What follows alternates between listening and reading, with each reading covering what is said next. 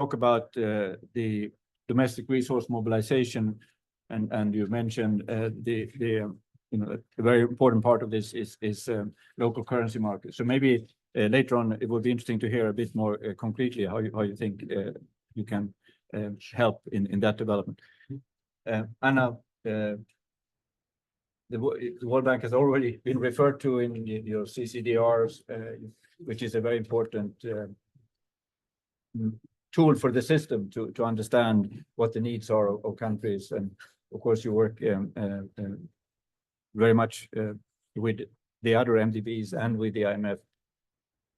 So AIB is actually the largest co-financier of the World Bank. So we are very excited by that work we are doing together. So maybe you can take further the conversation on the role of the MDBs and particularly the World Bank. I don't know how this works. Can you hear me? There it is. Okay, thank you. Thank you very much for the chance to be here. I'm sorry Manuela couldn't be with you, but it's my benefit to be part of this great conversation. So thank you so much for including me and including the World Bank. I think you and both Prasad laid out the case, that's motivating for us for this. The climate needs are immense. The estimate that we have is 2.4 trillion per year by 2030. It's needed investment. And even though the bank and others have been really stepping up, we still fall way short. And so it's all about how we can leverage more resources and how we can be super efficient with the money that are going to the developing countries, which are the most in need in terms of adaptation. So we increased our lending last year to 43 billion, just 10% more, but we're still have a long way to go, and working together is a big part of getting more effective and making that money more effective. And I think Prasad laid out all kinds of ways where the MDBs and the IMF are coming together like we haven't done in the past, given the immense need. A couple of things I'd like to lay out that are on the horizon for us. One is our work on coordination, and you referred to it, Eric, partnerships that we're taking on, collaboration, and how we're harmonizing across the banks to make things a bit easier on the countries we're trying to help. And you mentioned before, the capacity of these countries is immense. So the easiest we can make the most financing available is really critical. So in terms of coordination, Eric, you mentioned how we're some of the biggest partners in this, but we've also recently signed a memorandum of understanding that outlines exactly how we're going to work together across the East Asia and Pacific region. So not a chance country by country, project by project thing, but really setting out at a strategic level how we intend to work together across the region and a number of 3 critical priority areas, one of which is climate change. That's important for us. We also have taken on really large scale project work in partnership with others recently. So if you're around the annual meetings, you'll hear a lot about Mission 300, which is connecting 300 million people to energy in Africa by 2030. And it's not just us, but we're working very closely with Rockefeller Foundation, Sustainable Energy for All, among others, to really make that kind of investment work. We're working on doing similar efforts on transmission in East Asia.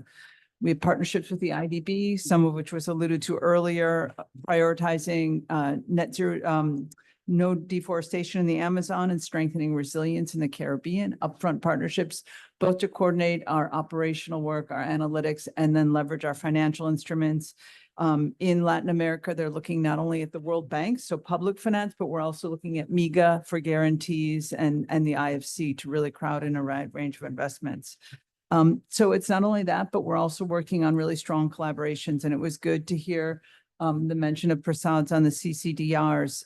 So it goes both ways. And we really have benefited from working closely with the IMF when we do these country climate and development reports which aim to set out a trajectory for countries that both look at climate change, look at their development goals in the context of a changing climate. So they're not just about climate change, they're not just about the development side, but how they come together. And working with the IMF has been a real important boost to them. So my own experience, both in Vietnam and Cambodia, we really benefited from the fund support on debt sustainability analysis and climate public investment management assessments, so that what we as the World Bank propose is actually fiscally savvy and sustainable going forward. So that kind of technical interchange has been really important for the quality of the advice we provide for our clients, and also kind of the coherence of advice that we provide for clients.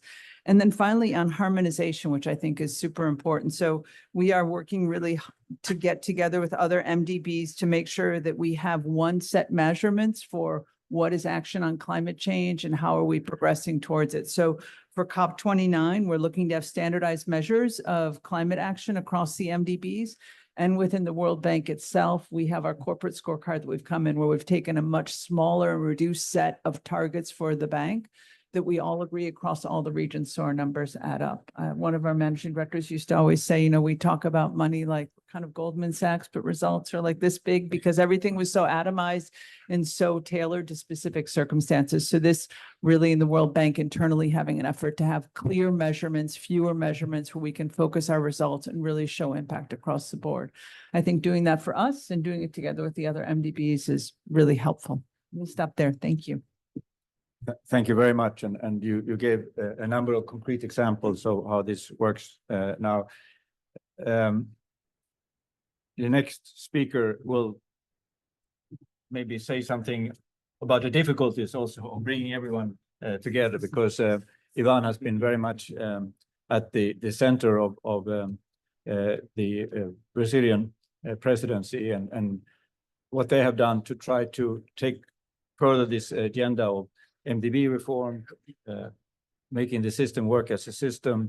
You had this presidential initiative on climate action, which I think was in the end successful, but it went through a lot of challenges with different views across the membership, but also the different maybe perspectives from the different organizations. So, Ivan, you are in charge of the international department of the Ministry of Finance in Brazil, and you have quite a bit of experience of trying to bring together the system. What is your,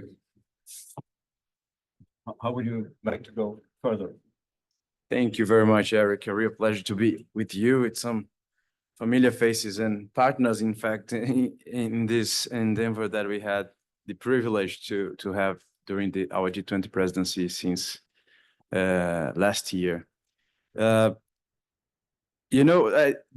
Something that we really tried during our G20 presidency, and in fact, it started back in, last year during the second semester when we were thinking about what will we prioritize? How can we really build an agenda where we can connect to solutions and bring the G20 as much as possible to concrete terms.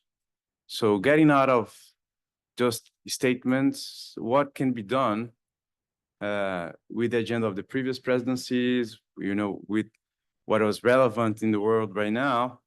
And then we ended up having, I'd say, a very, very concrete agenda, very action-driven agenda. And it's good to come to this meeting, the annual meetings, and tonight we're going to have the first session of the ministerial, the G20 Ministerial for Finance Ministers and Central Bank Governors, with the deliverables proved and ready to be implemented.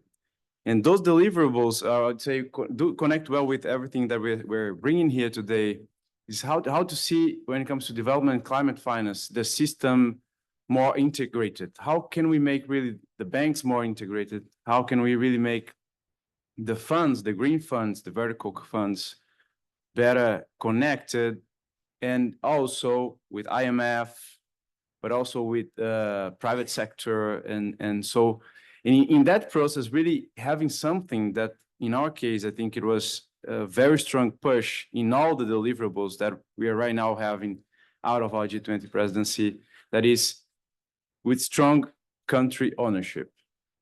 So if there's something that we've tried and I think we were able to do, that is bring to each and every deliverable, key deliverables out of our G20 presidency, the agenda of strong country ownership. And what are those key deliverables and why they fit quite well in this conversation that we're having this afternoon? First one is the G20 roadmap for bigger, better, and more effective MDBs. And this is a historical moment. That's for the first time we have the G20 approving a document, but it's not just another document. It is a document where we have 13 recommendations that are connected to 44 actions, and we have a time to implement up to 2030 Then we have divided those 44 actions into 2 buckets, one for short-term, 1 to 3 years for implementation, second bucket, 3 to 6 years for implementation. It is really a G20 document because we created a whole new stream to connect to the capitals with people who got to know the banks quite well, because everything was framed under the International Financial Architecture Working Group, where we have a lot of issues being discussed, including debt and some others. So we really needed to get people that would be the experts out of the capitals to bring their views on the banks. Plenty of meetings, debating the agenda inside, building on the work of the Indian presidency and the work of the independent expert group last year and so on. So we're not building this thing out of the blue. There were things out there. But what is critical for our presidency is that we brought the debate to the center of the G20. And the members were there, collaborating, flexing muscles to see where we would like to see the system to go. We did that also, and that's very important with a strong partnership with the banks. And in that sense, the heads of MDB's group was really important for the banks themselves, to bring their views on how they would see the system, which recommendations would fit better, any impossible recommendation to have or not. But the point is, this process is essentially a very strong process of dialogue within the G20, with the banks, and we ended up having a very strong document that should be out later today after the ministerial. As you'll see, we have the agenda on capital there, we have the capital review implementation strongly pushed, but we have all the agenda on hybrid capital, STRs, rechanneling, connecting with the IMF agenda strongly, but also the idea of capital increase whenever necessary and assessed by the boards of the banks so that the system can really have the amount of money that is needed to generate real impact in the years to come. On the better pillar, operations, and then it's also great to see how the banks are also connecting in World Bank, AIB, and some others that are in this endeavor to facilitate things for the client. So we need the money out faster, a lot faster in order, especially to deal with climate challenges. And from a client's perspective, it is great to see that harmonization, simplification, standardization is becoming a couple of words that are part of the MDB's agenda among themselves. And we're also pushing that with the roadmap. But also something critical, and has already been mentioned in this panel today, the agenda of impact assessment. So we have 3 pillars: better, big, and more effective. And more effective also means how can we value the money that we're going to put on the ground so that it can have the best impact possible. And also a coordination among the banks in that sense to go to metrics, how to measure things, how can we really compare things in a way that we can see who is doing better or not, and how to, push a little bit further on some specific sectors, maybe in some banks, or change things. So that's a very, I'd say, strong push from the G20 this year with the MDB roadmap that, again, was built out of a lot of dialogue within the membership, but also with the banks. Second, very important deliverable, I think, to our conversation on climate finance, especially, is the agenda of the Sustainable Finance Working Group, where we set a group of experts that delivered to the group a report that is also connected to an action plan on how can we streamline access to the 4 main climate funds out there: the GCF, the CIFs, the JEF, and Adaptation Fund. So we have concessional money there, and the money is not flowing. And I can tell you from the Ministry of Finance, I deal with those funds on a daily basis, part of my job at the Ministry of Finance, and it's absolutely nonsense, the efforts that we need to take, even countries like Brazil, with institutions, with banks, and like national development banks, to get a penny out of those funds. To tell you this thing that is, for example, last year, we approved the investment program with the CIFs, the Climate Investment Funds, in a renewable energy integration program with the World Bank and in IDB, so half and half. And very, very interesting program of the World Bank in the northeast of Brazil, where we're building up the infrastructure for green hydrogen production in Brazil. That's the most advanced project that we have in Brazil right now, and the CIPS is part of it.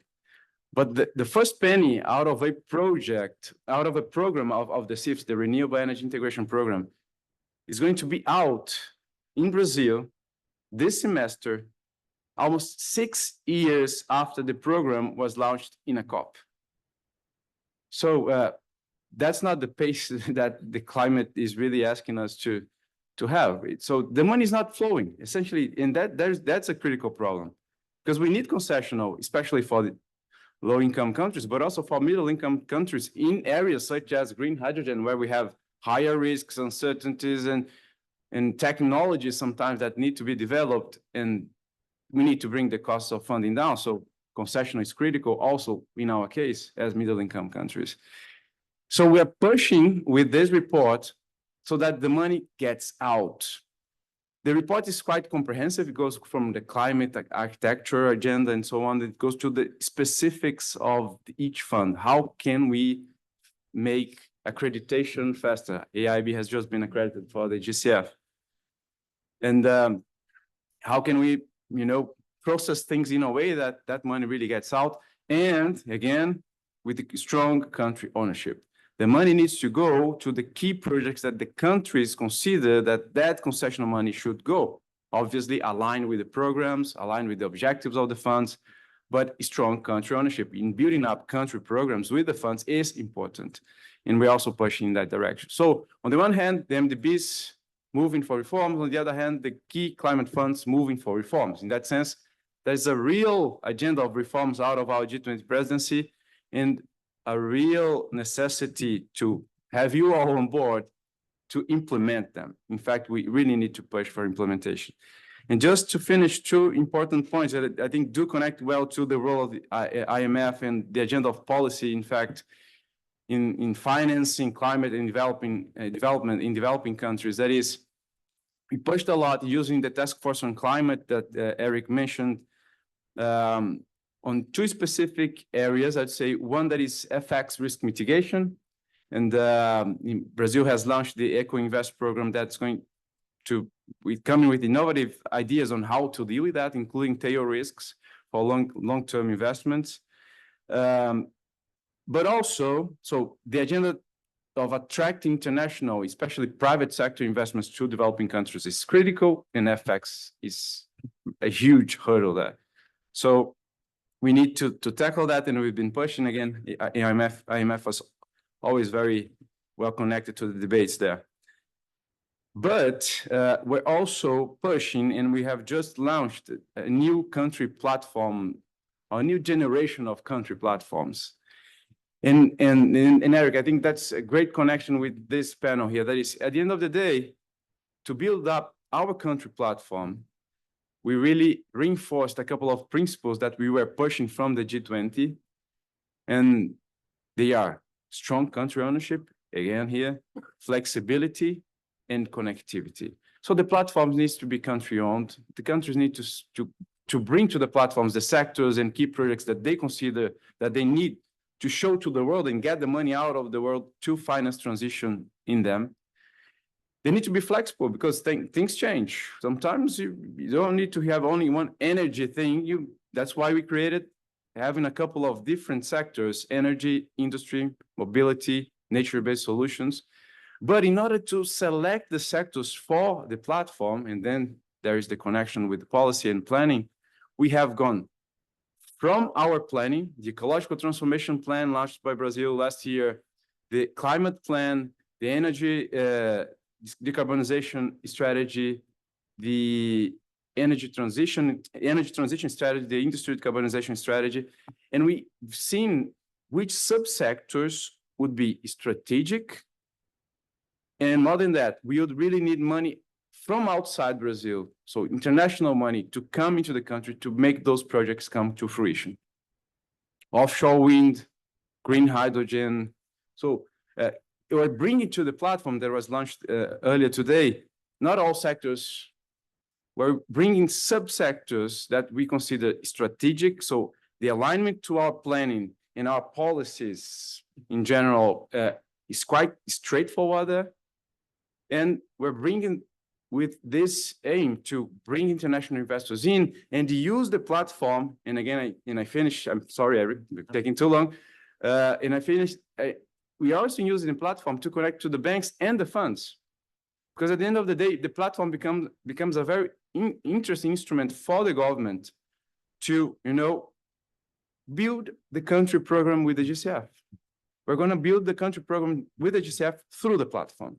So we're going to bring to the GCF the key projects where we understand that the concessional money out of the GCF can make the most impact in Brazil. We're going to build our country program with the CIFs using the platform. And we want to push the banks to finance key projects where we really need the cheaper money, in the case of Brazil, out of the banks financing our transition.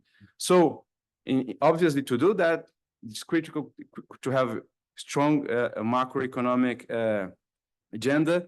And the way I think the Minister Haddad has been able to connect, the broader fiscal issues that we have to face with this very strong development and climate agenda with the ecological transformation plan shows how we can merge the two, like climate and development together with very concrete results. I'm sorry for taking too long. Thank you. No, I think you provided a lot of substance to the discussion, because I think what you illustrate is this ability that you have had to, by working with the G20 agenda, then translate it into your own platform. And as you said, it was launched this morning. And I do indeed think this is a new generation of platforms, and it's so closely integrated into the industrial policy of your country, into all these ambitions that you have in terms of nature and climate. And so congratulations on that.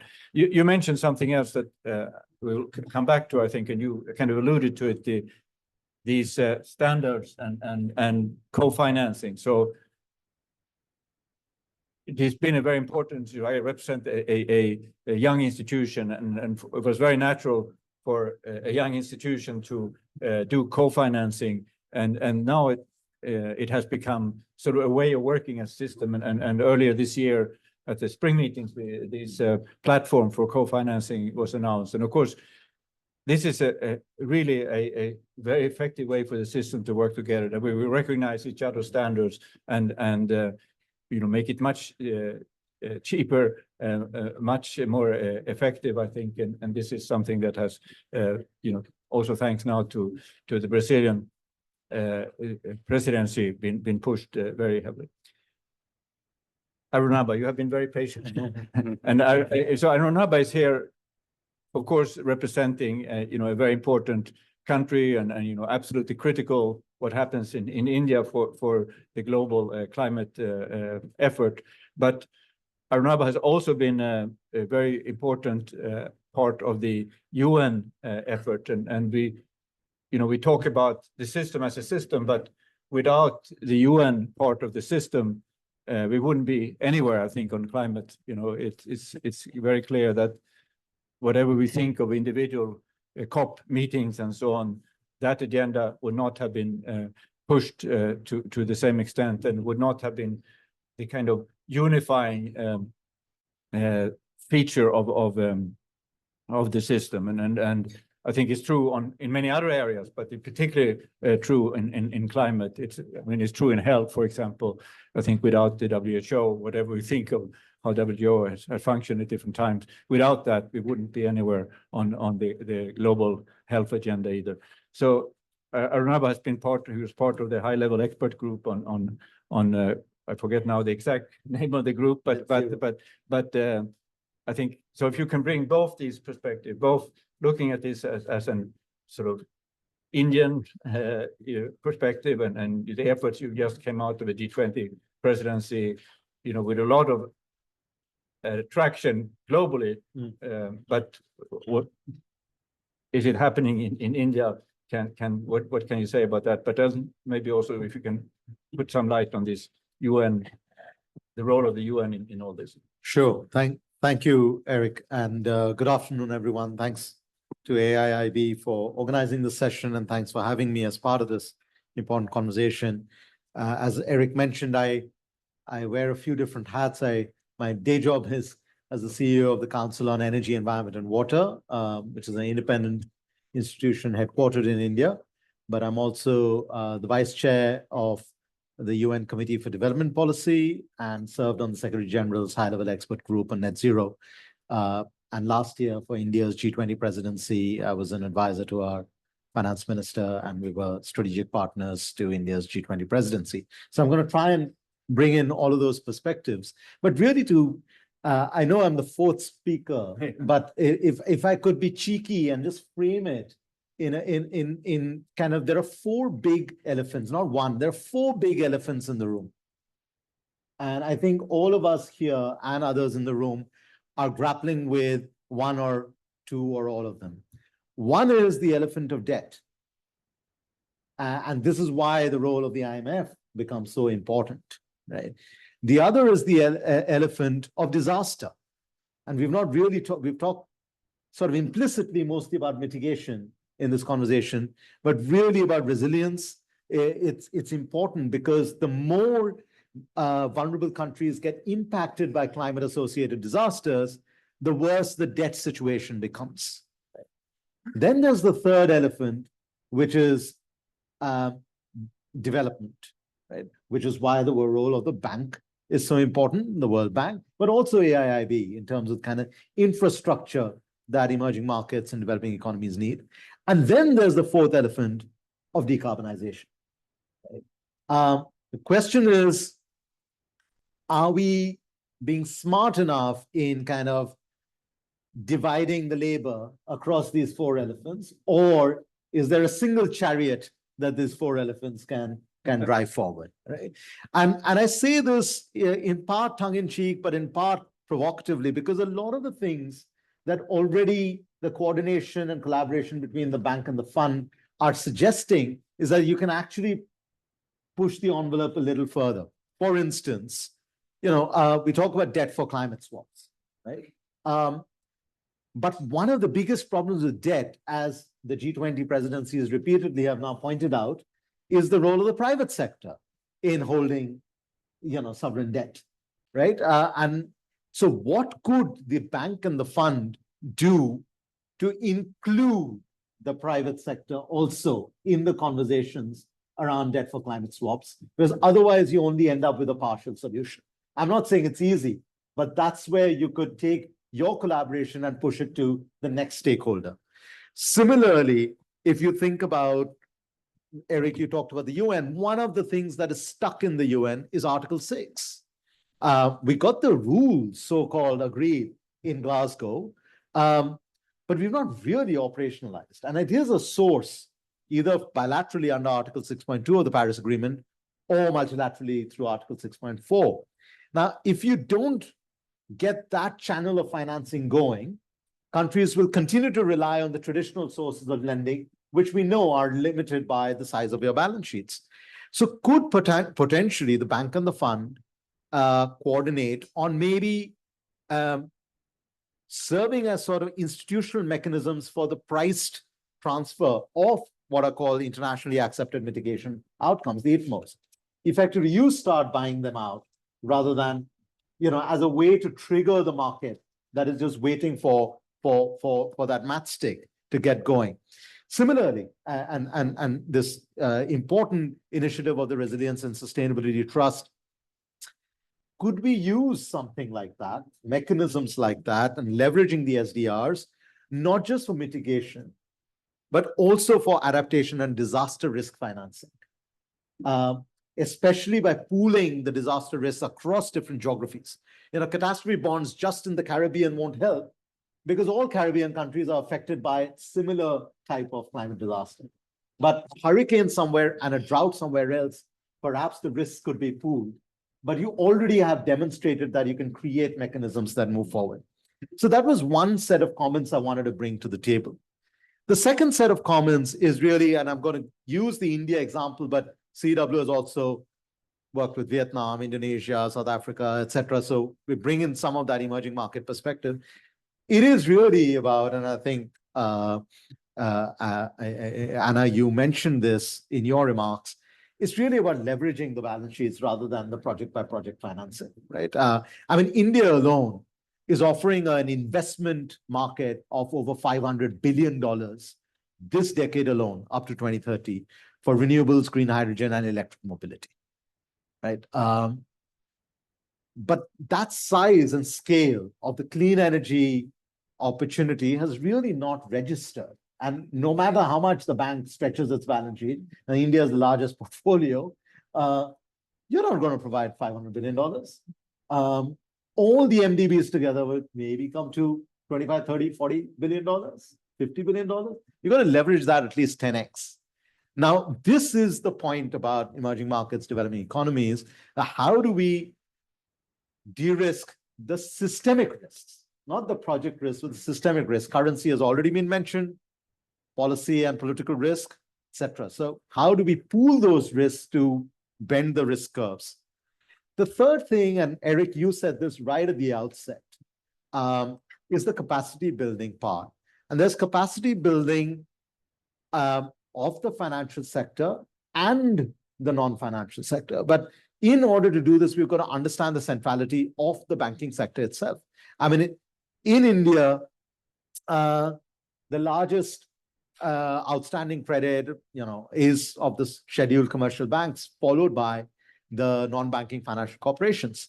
Now, one of the things we are trying to look at in India is how does the banking system start thinking about standard setting, disclosures, green trajectories for scope 1, scope 2, but also scope 3, modifying the prudential requirements, and therefore the role of the central bank becomes important. So therefore, what kind of capacity needs to be built? We've identified at least 3 areas where the capacity is needed. One is the tools that you use for determining portfolio exposure.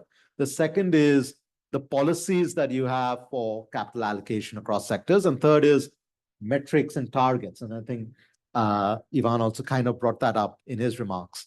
Now, for the tools, you need new tools for stress testing the banking system, especially from the point of view of climate-related risks, both the physical risks and then translated into the financial risks. And this is where the role of the central bank and the disclosure norms that are coming out from the securities regulators, et cetera, become important.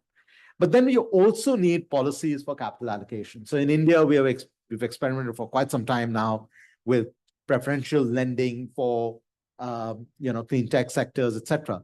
But this needs to be now scaled up because we need to speed it up, right? So in a survey of about 34 banks, everyone recognizes that urgent structural changes are needed in how they approach lending in a traditional way. But the capital allocation needs to explicitly recognize climate in the strategy and the governance of these banks. And that then will trigger the demand for that third set of capacity building, which is the metrics and the targets. So the Reserve Bank has recommended the use of the Task Force for Climate-Related Financial Disclosures framework to maintain some kind of consistency across the metrics. The final thing I would say, going back to the development and decarbonization story, is that in emerging markets, we know that the industrial base is really the small, medium enterprises. In India, it's over 40% of GDP, industrial GDP, 40% of exports, but you can play this out across most emerging markets. So it's not really about getting the giants in the industrial sector to decarbonize. It's the long tail of the supply chain that needs access, first inclusion into the formal banking system, then access to that credit, and then access to lower cost credit. I think when we start seeing these 4 elephants in these different ways, we see that not just the Bank of the Fund, but a new investor like AIIB, the evolution of domestic capital markets, the deepening of the debt markets, but also the sovereign bonds, green bonds that are now getting issued. We get a sense of what that division of labor could be, where the whole does become greater than the sum of the parts. Thank you. Thank you very much. I thought this image of the 4 elephants pulling the chariot is a very Indian, but very, I will for always remember this one. And I think you brought it up, it's about debt, disaster, development, and decarbonization. And again, the focus here was on climate action, but all these things are part of that. And Exactly. so you have put a lot of things on the table, and I want to bring in the other panelists, but I also want to bring in the audience if there are any questions here that you want to ask, and been triggered by the presentations here, please feel free. Anyone? Maybe if you can introduce yourself also. Hello, my name is Abi. I'm a student from Columbia University, and I came here to learn about the view of the Bretton Woods Institute and the AIB of the Global South, because this is the topic of this first day of the session. I'm just asking about how will the multilateral development bank will what do you call reach a settlement in terms of the risk appetite in general, because I'm a new student. I'm in my first year, so I have difficulties understanding the key concepts or the fundamental concept. I would like to have a general explanation about what are the risk appetite of IIB and the Bretton Woods Institute for the investing in climate change. That's all. Thank you. I think you may be not aware of all the aspects of risk, but I think, to be honest with you, our institutions have very much changed our perception of risk, and the part of this MDB reform agenda has been exactly to reassess, how much risk are we willing to take, and how much of excessive buffers have we been carrying along. And I can speak for AIB that we have a lot of capital and of course that's, on one hand, it's a good thing, but it also means it's a responsibility to make that capital work and not just be sitting in some markets where it wouldn't do anything good. So we thought that we would be forced to have a capital increase maybe within 5 years or so. Actually now, because of these new ways of thinking about risk in this institution, and it's affecting all of us, but we don't see any need for that, and we need to work even harder to make a good use of our capital. So you're not the only one who's thinking, trying to think and understand, what are the real risks that we can take, and so I think that's a very good question. Anyone else before I let the panel in?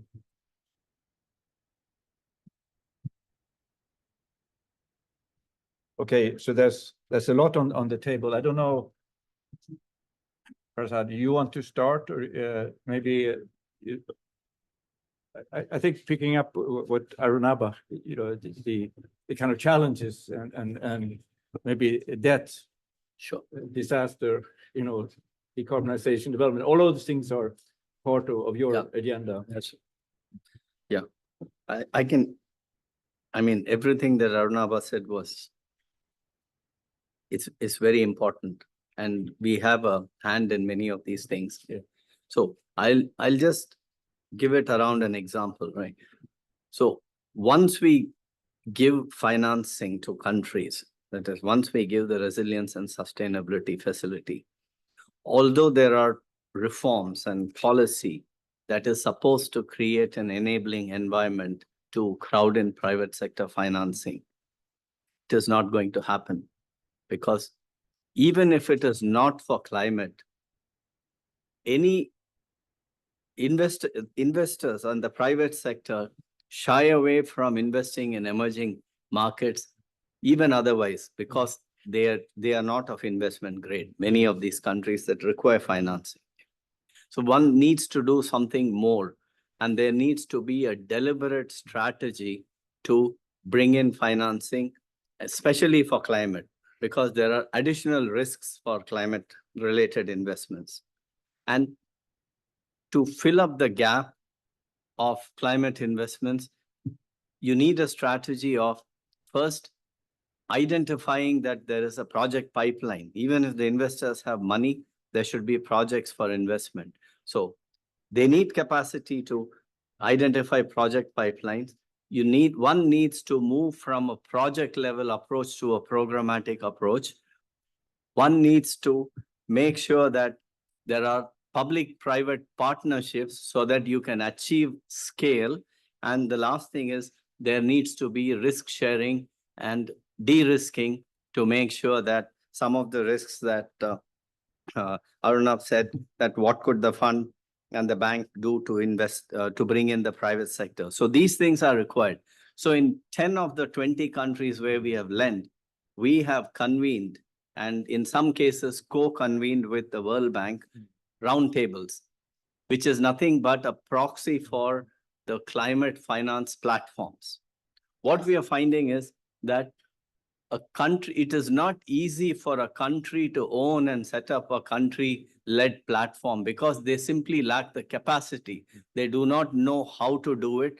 They do not know how to bring all investors. I'm talking about those, not the Brazils. I'm talking about the emerging markets, the countries in sub-Saharan Africa, the countries in Western Hemisphere, the small states who require both mitigation as well as adaptation financing. They do not have the capacity. So the multilateral development banks and the IMF should take the lead in helping them establish this country-led platforms, which we are doing in small measure. We'll have to make sure that they come in, they know how to articulate their strategy. They have to have interministerial coordination. So we bring the Ministry of Finance, Environment, Energy, and Planning on the same table so that investors meet them as a unified country strategy. We bring climate solutions based on different mandates from different multilateral development banks so that some can bring in loans, some can bring in guarantees, some can bring additional budget financing. So we sit on the same table to make sure that some priorities are identified in terms of how to develop project preparation facilities for certain priority sectors, how and what type of instruments, credit enhancement instruments can be established in the next few months, because you have MIGA and others who can come in and give guarantees and de-risk part of the sovereign risk and the political risks in a country. So only the credit risk is taken by the Multilateral Development Bank, which is their bread and butter in that sense. So this is the way in which you can do this, how the bank and the fund is playing a role in de-risking and including the private sector, so that once this credit enhancement takes place, then the private sector is willing to come in.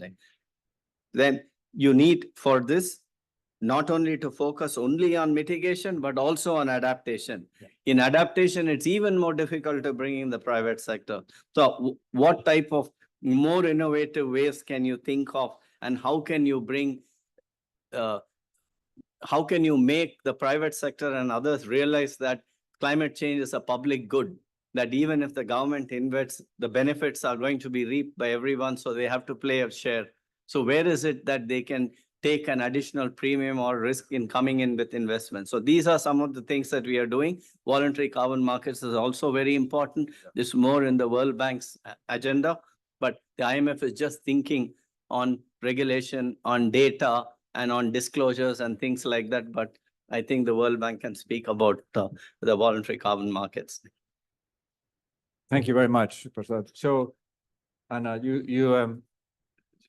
so could you pick up also that, so you had some things from Arunabha, some things from Prasad now, but also this question on risk, because a lot of this has been driven by the unwillingness of some shareholders of the World Bank to increase your capital, and how far have we come in transforming our risk perceptions to allow us to do more with the capital we have? Thank you. It's a constant process. Yeah. So we're going in the right direction. So the bank, we were just talking earlier last week, that we've really moved quite a bit on our risk perception. There was a point where we said we can't touch our E to L ratio or Yeah. everything's going to blow. And now we're, 2-3 percentage points less than we always traditionally were, and everything is fine. Yeah. No, nothing dramatic has happened. So we're really leveraging our balance sheet more, and we're getting more creative with the use of that. What balance are sheet. 2 to 3% in billions?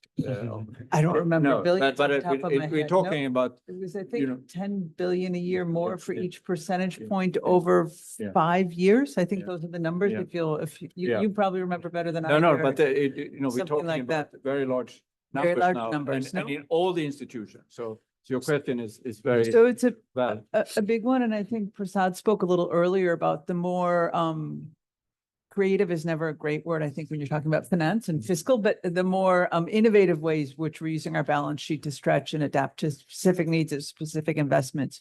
So we're getting better. And we're also in the World Bank doing a lot more to use the different sides of our institution. MIGA that does guarantees, IFC that's invested in the private sector. For a long time, we had huge walls between us. And now with certain safeguards, of course, really looking about how we can package the different instruments to help a country achieve an investment. So if there's a private sector barrier, how can we not only work on the public side, but bring the private sector in as an investment partner to have them come into the deal? If there is a certain risk issue related to a public policy, can we bring MIGA in that can reduce the risk profile of an investment and attract more private money? So we are working more together than we had in the past, in addition to pushing our own balance sheet. So do you mind if I just a few other things? So you guys are a great panel and give me a lot to think about. So first, I really want to pick up on Yvonne's point about country ownership. I think that is the most important place to start. Countries feel these problems, they own these problems, they own the debt from the investments of the things we lend to them. It needs to be their issue and their perspective on how they're going to address the issues with all the support from the banks. But it really does need to start having strong country ownership and helping countries build capacity to determine where they want to go with their public policy and their investment programs is the best way to get collaboration among the banks. So in Brazil, you coordinate us. I worked in Latin America for a long time. There's no question about who's coordinating the banks. In other countries, that capacity still isn't there. So how do we build that capacity in the country so we can all be as country driven as we are when we talk about Brazil? It's important. And I think it's even more important. I work in EAP now a lot. So you have Brazil in our portfolio, East Asia and the Pacific, excuse me, thank you. And I have Pacific Islands with, 70,000 people as a whole country. It's like a small quarter of a neighborhood in Delhi, no? And so how do you have capacity across those countries? And I think those climate investments are really complicated. They're large scale. We're talking about bringing new technology in many cases. They cross sectors and they often address entrenched groups. No, you think about in Indonesia, there's a lot of interest in coal-fired energy. And so how do you begin to address that? Those aren't easy issues for even the countries with the greatest of capacity. So that building that country capacity is important. Carbon markets. So they're super important, but I don't think they're ever going to be our answer. They're going to be kind of the cream on the cake, no, and really be able to tip some investments forward, allow some other investments, but the dollars I don't think are going to get there to solve our climate change problem. And I think it's super important. I think one of the big issues that we're seeing on the ground is still the quality of the credits that are derived, the quality of the projects to reduce emissions, their veracity, do they benefit local people? All those issues are really important. I'd like to think the work that none of us do have those problems in the credits, but you do hear it in the market. And I think that's interfering with the market more than anything else. And the other thing that I'm hearing from a lot of my clients, including the most sophisticated ones, are the country's desire to set their own strategy about what they want to do about carbon markets. What do they want to put on the market to sell? What do they want to count against their NDCs? Do they want to sell the relatively easy emission reduction credits from forestry? Or do they want to save those and try and deal with it in their difficult to abate industries? And so I think countries, even the most sophisticated ones, I find are taking a pause and saying like, thank you very much for your help. We're going to figure out what we want and how we negotiate it within our government, because they're winners and losers within the government themselves. Who's going to abate? Who's going to issue the credits? Who's going to sell? Who's going to get the income from the credits? those are all really complicated issues within government themselves. And I see a lot of clients trying to work those policies through themselves for their own strategies. The scale of financing is still huge, as we've talked about. So I think it's even more important that what we do on climate action brings together climate change that makes actions that make good development sense. So I'm hard pressed to find policies I recommend to a client where I say, okay, this is really great climate action. It's just really bad for you. You can't afford it. I mean, you try and look for those win-wins, no? So even I, for a long time, gave the team in the Caribbean a hard time because they'd always recommend renewable energy. And I'd be like, really, the emissions from Barbados don't trouble me, but we do it because it makes sense and it's super resilient in the case of disasters and things. So finding those things that make sense in that space for development is the best way to get the action. And then they're investing in their own development rather than investing kind of in pure climate change plays. I also see a lot of overlap in things we do between adaptation and mitigation. So a lot of the really good things kind of do both at the same time. So that division gets a little bit complicated. Let me stop there. So you guys gave me a lot of good food for thought. Hopefully it helped advance the conversation. Thank you. Thank you very much. We are running towards the end. Ivan, can you come in briefly and we will give Arunabha a chance. Thanks. I'll be quite brief and straightforward on the role of the banks, and I think in a good connection with the funds, maybe thinking about also maybe a new generation of policy-based loans where we could reinforce the agenda of climate together with development.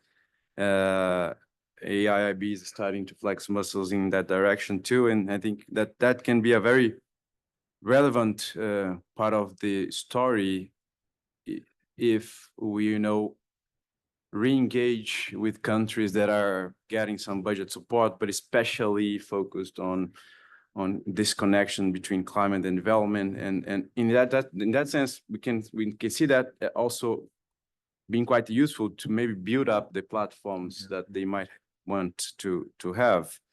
In one specific point from Brazil, just to take one of the four elephants and talk a little bit to him, that is, we had this disaster in Rio Grande do Sul, in the southern part of Brazil.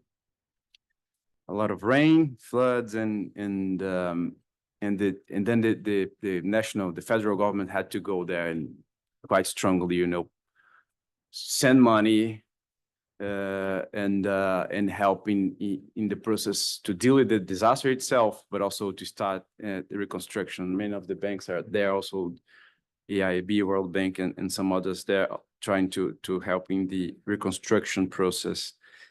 But what is complicated, and then taking our example here into account, is that as a federation, we have the states, and by chance, the state of Rio Grande do Sul was in a very bad fiscal situation.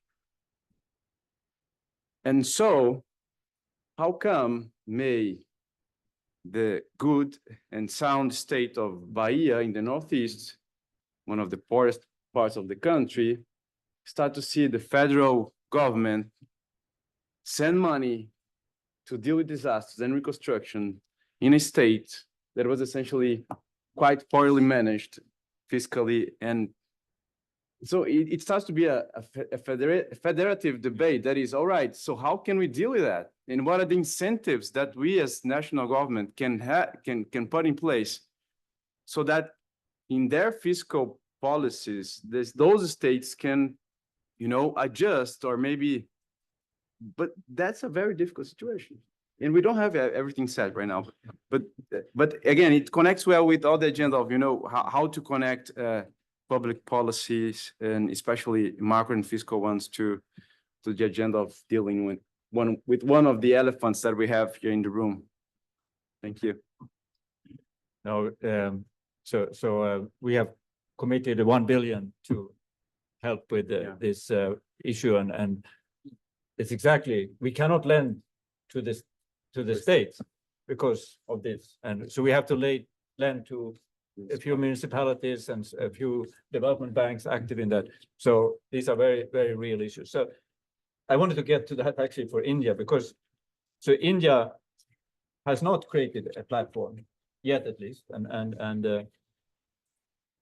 it has been approached by outsiders, but it has not had, we talked about country-owned platform, and how do you envision something like that coming about? And maybe when you speak about that, bringing that issue that Ivan brought up, everything in the end in India has to happen at the state level. India is our largest single client. We work with states. We don't work with the federal government, but we know the capacity at the state level in India is very different, very varied, and on the whole, not very massive. So to do all those things that we need to do as part of the climate transition, how do we make that happen in India? Yeah, I think that's a very pertinent question, Eric. And let me go bottom up. Yeah. Even so, India has more than 24 states, but it has over 700 districts. It has over 4,500 sub-districts. It's about 8,000 urban local bodies. Right. So what we are doing at CEW, for example, and I'll go bottom up, is developing the first high-resolution climate resilience atlas at a district and a sub-district level. Perhaps the first of its kind in the developing world, where you get a very, very high resolution at a sort of 20 square kilometer grid of floods, droughts, cyclones, associated events, heat stress, neighborhood by neighborhood heat stress, humidity, etc. Why I say this is because that kind of risk mapping is responding to what I consider to be the world's largest market failure currently, the insurance protection gap of ensuring large infrastructure in developing economies that are buffeted by climate risks, right? Once you do that, that then feeds into where businesses will set up shop.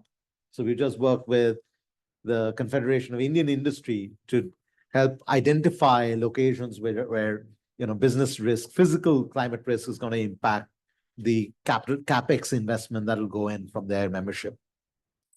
Then we go up to the beyond the city or district level, you go up to the state level. So we're working with 17 state governments right now of our 28 states, helping design net zero policies, etc.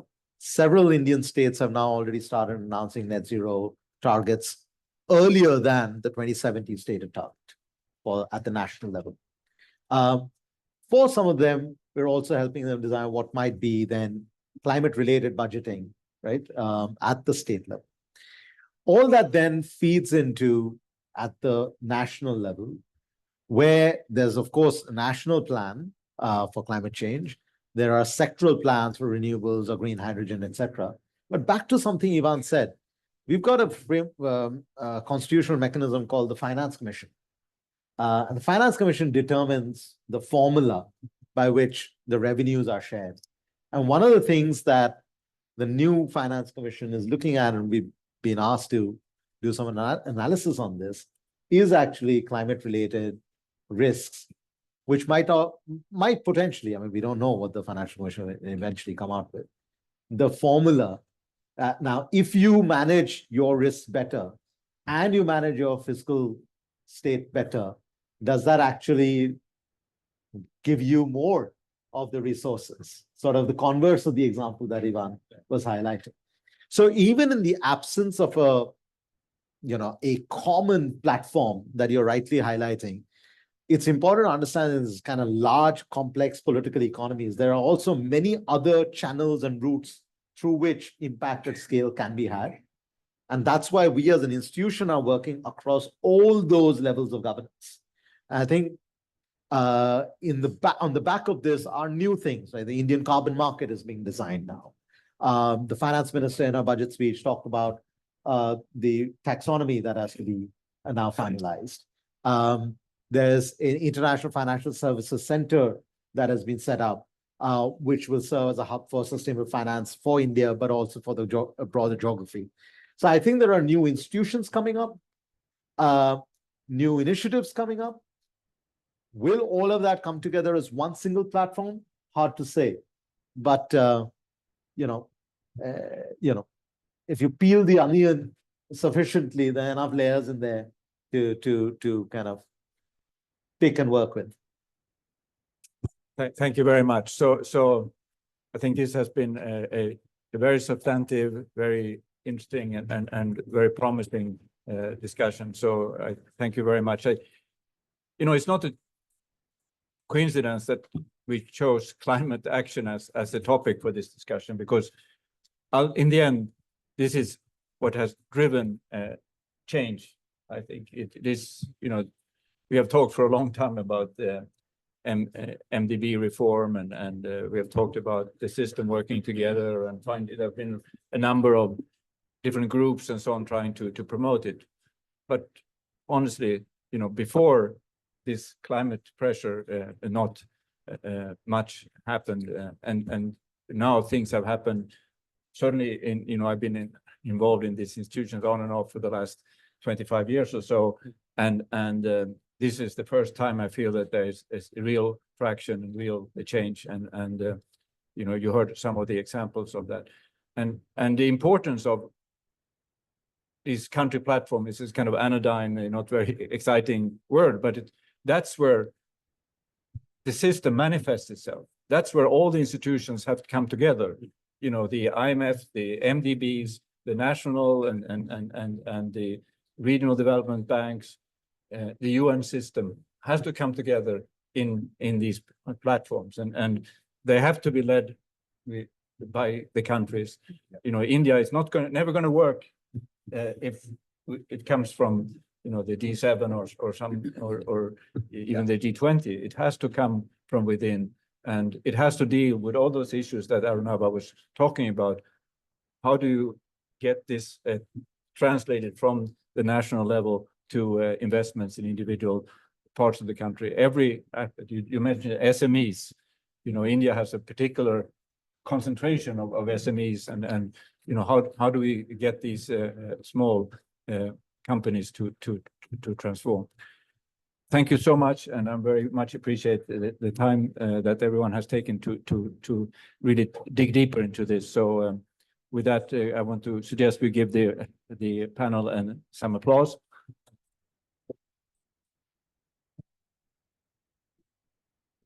Thank you. Thank you very much. Yeah, thank you. Thank you. Love to see you tomorrow. See you.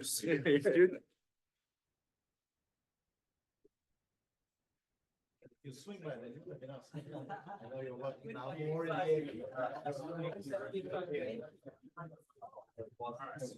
Hi. Hi.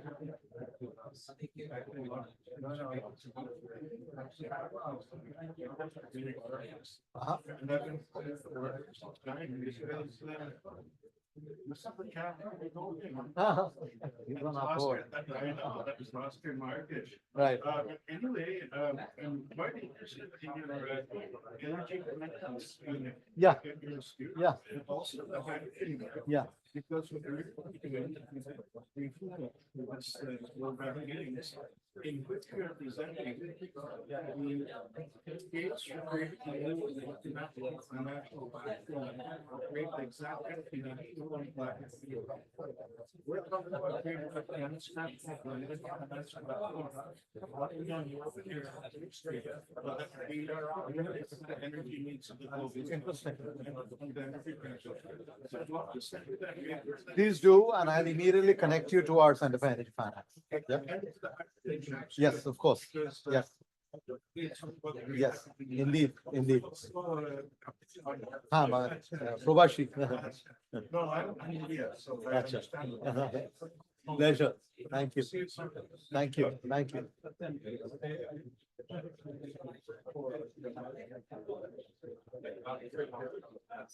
Thanks a lot, Eric. Yeah. And they want to thank you. I thought it was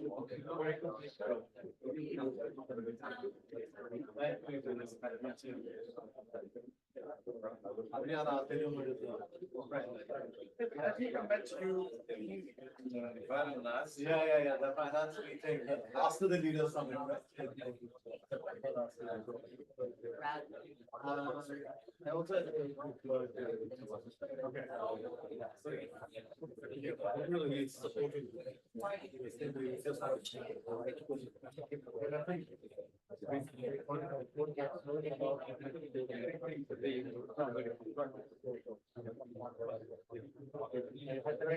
Team, yeah, you also, I was part of that.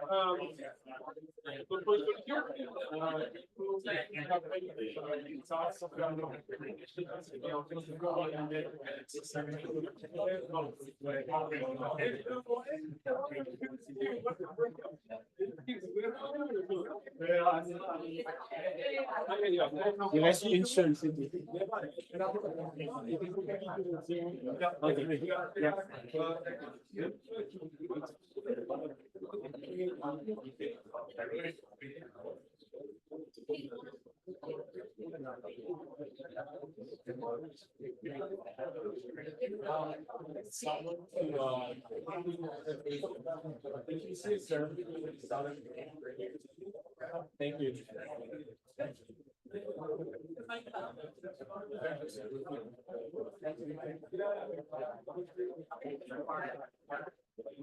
There's one that's, there's only one tag where. That I need to put. Oh, wait, so we already done it. So we seven,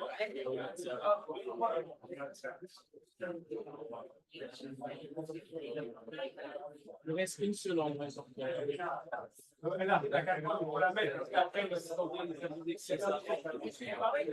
Oui, j'ai parlé cette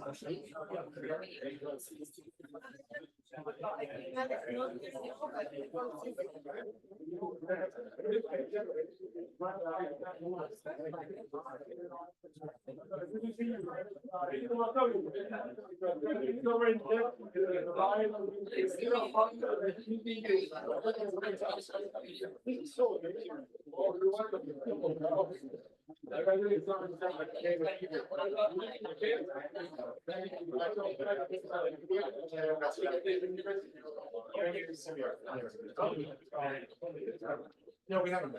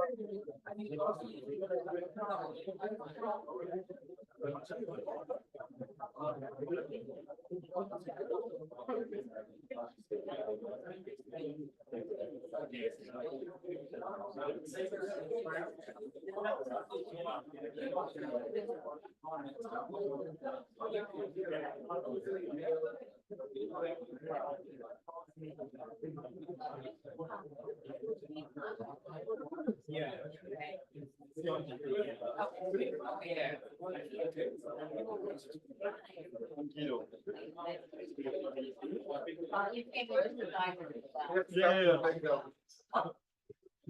So you managed to get a little bit. Thank you. For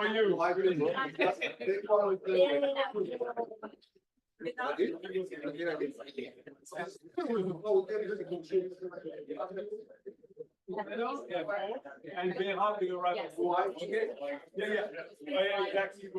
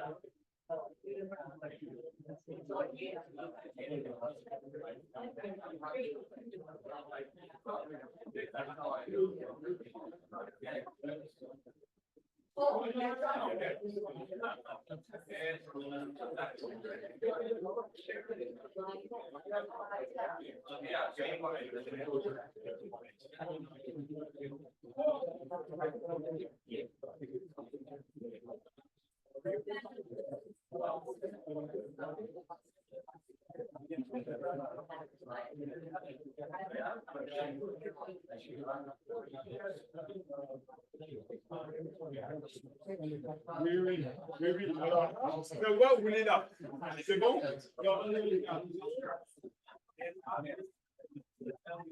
Nice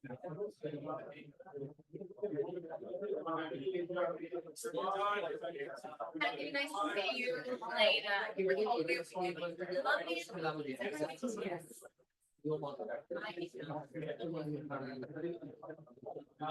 Let's start out with 7, maybe 8.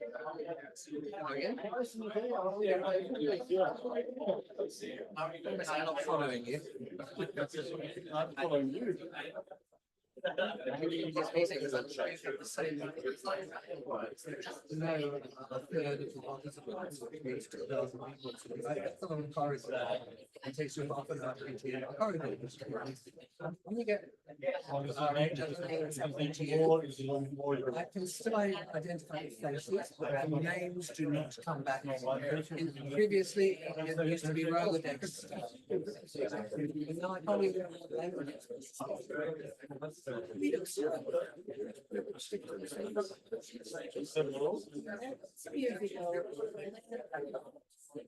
Just come down here. Sorry, that's a bit awkward.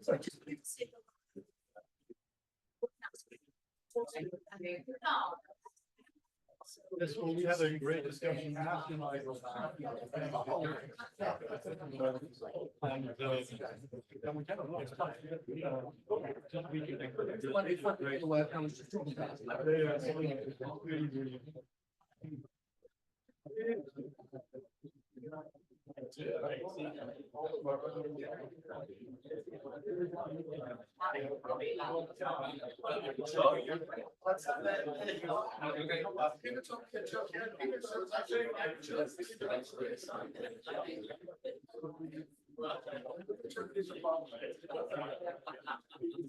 need to talk later.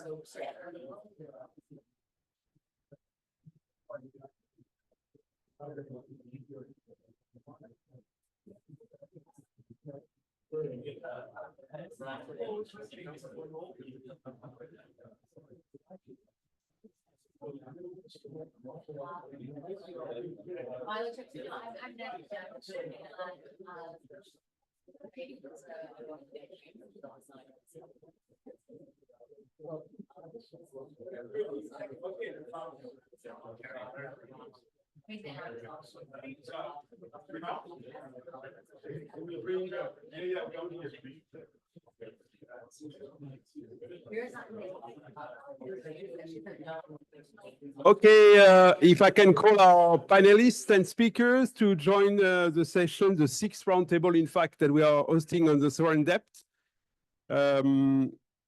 Diana, Governor Centeno, Patrick, over to you.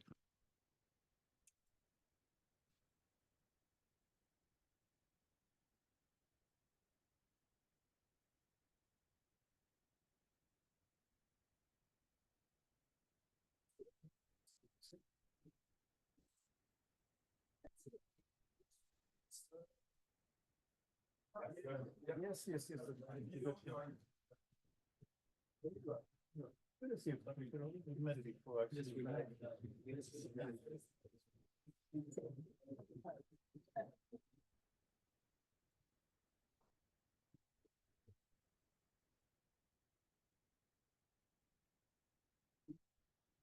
No. Are you ready? Okay. It's on? Yes. Hi, I'm Lena Mosley, and I am on the faculty of the School of Public International Affairs at Princeton University. I also run something called the Princeton Sovereign Finance Lab, and I am a political scientist who studies the politics of the global economy and especially international finance. And so it's my great pleasure to chair this sixth roundtable on sovereign debt that's convened by the Frederick Ebert Stiftung and the Reinventing Bretton Woods Committee.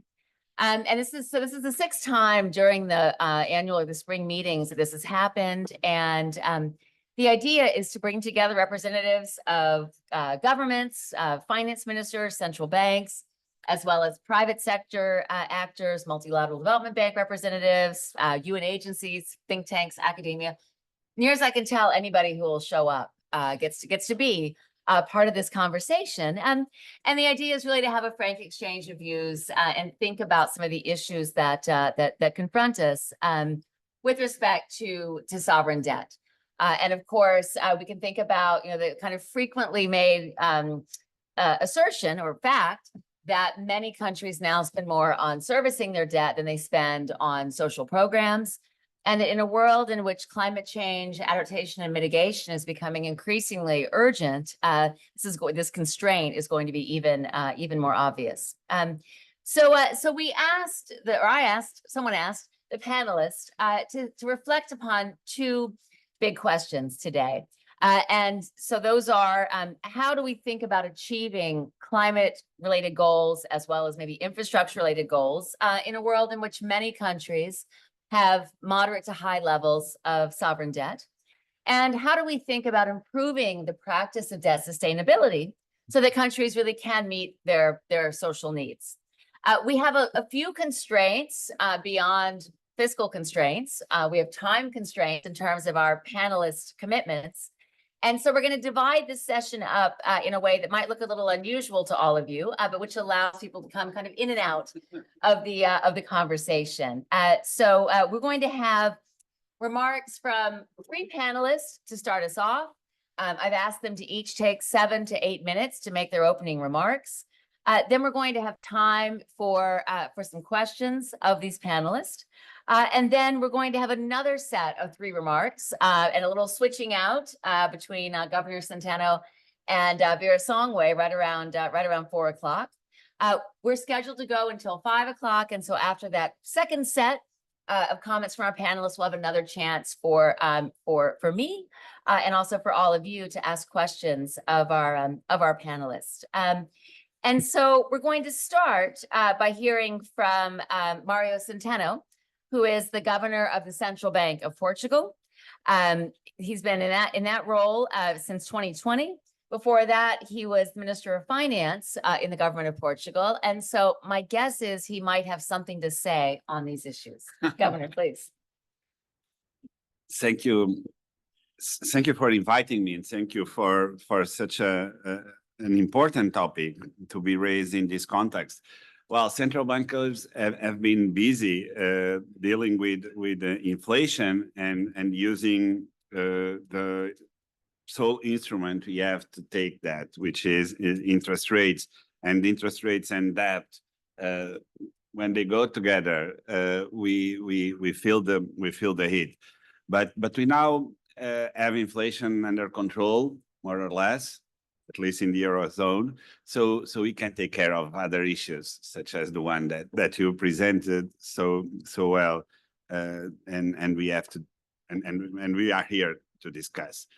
Let me start with how I start thinking about these issues. We are dealing with problems, or we can think of them as goods that we all share. Climate can be considered to be a good. Indeed, we can think of it as a public good, and we need to finance.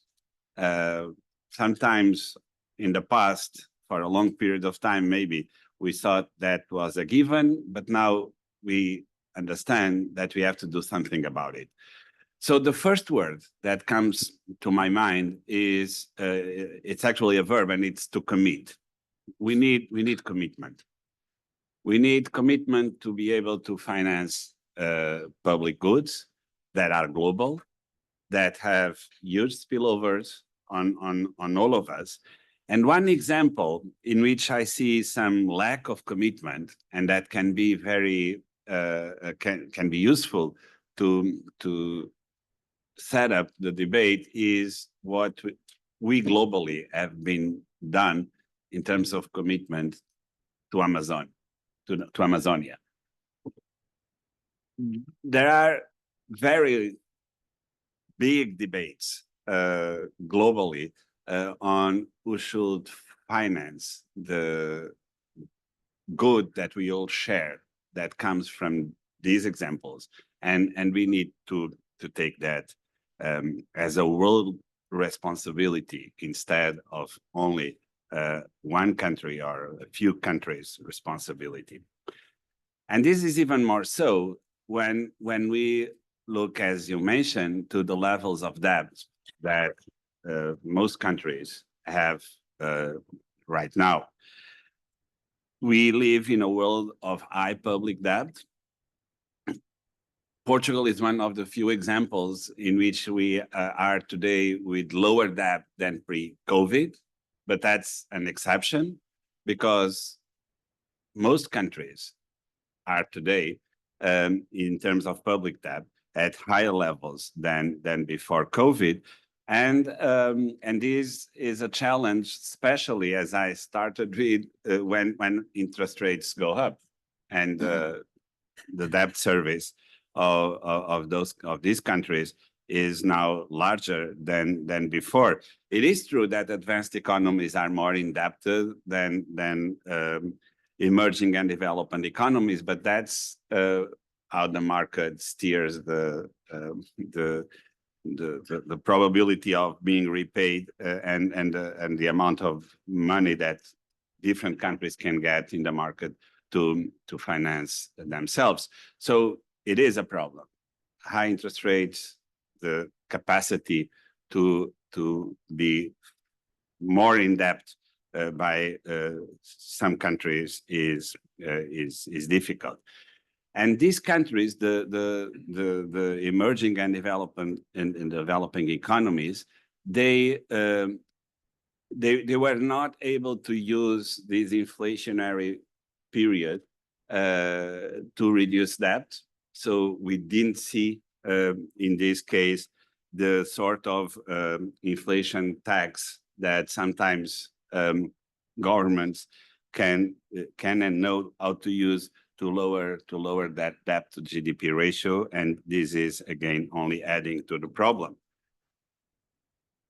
So we need funds, collective funds, to look at this issue.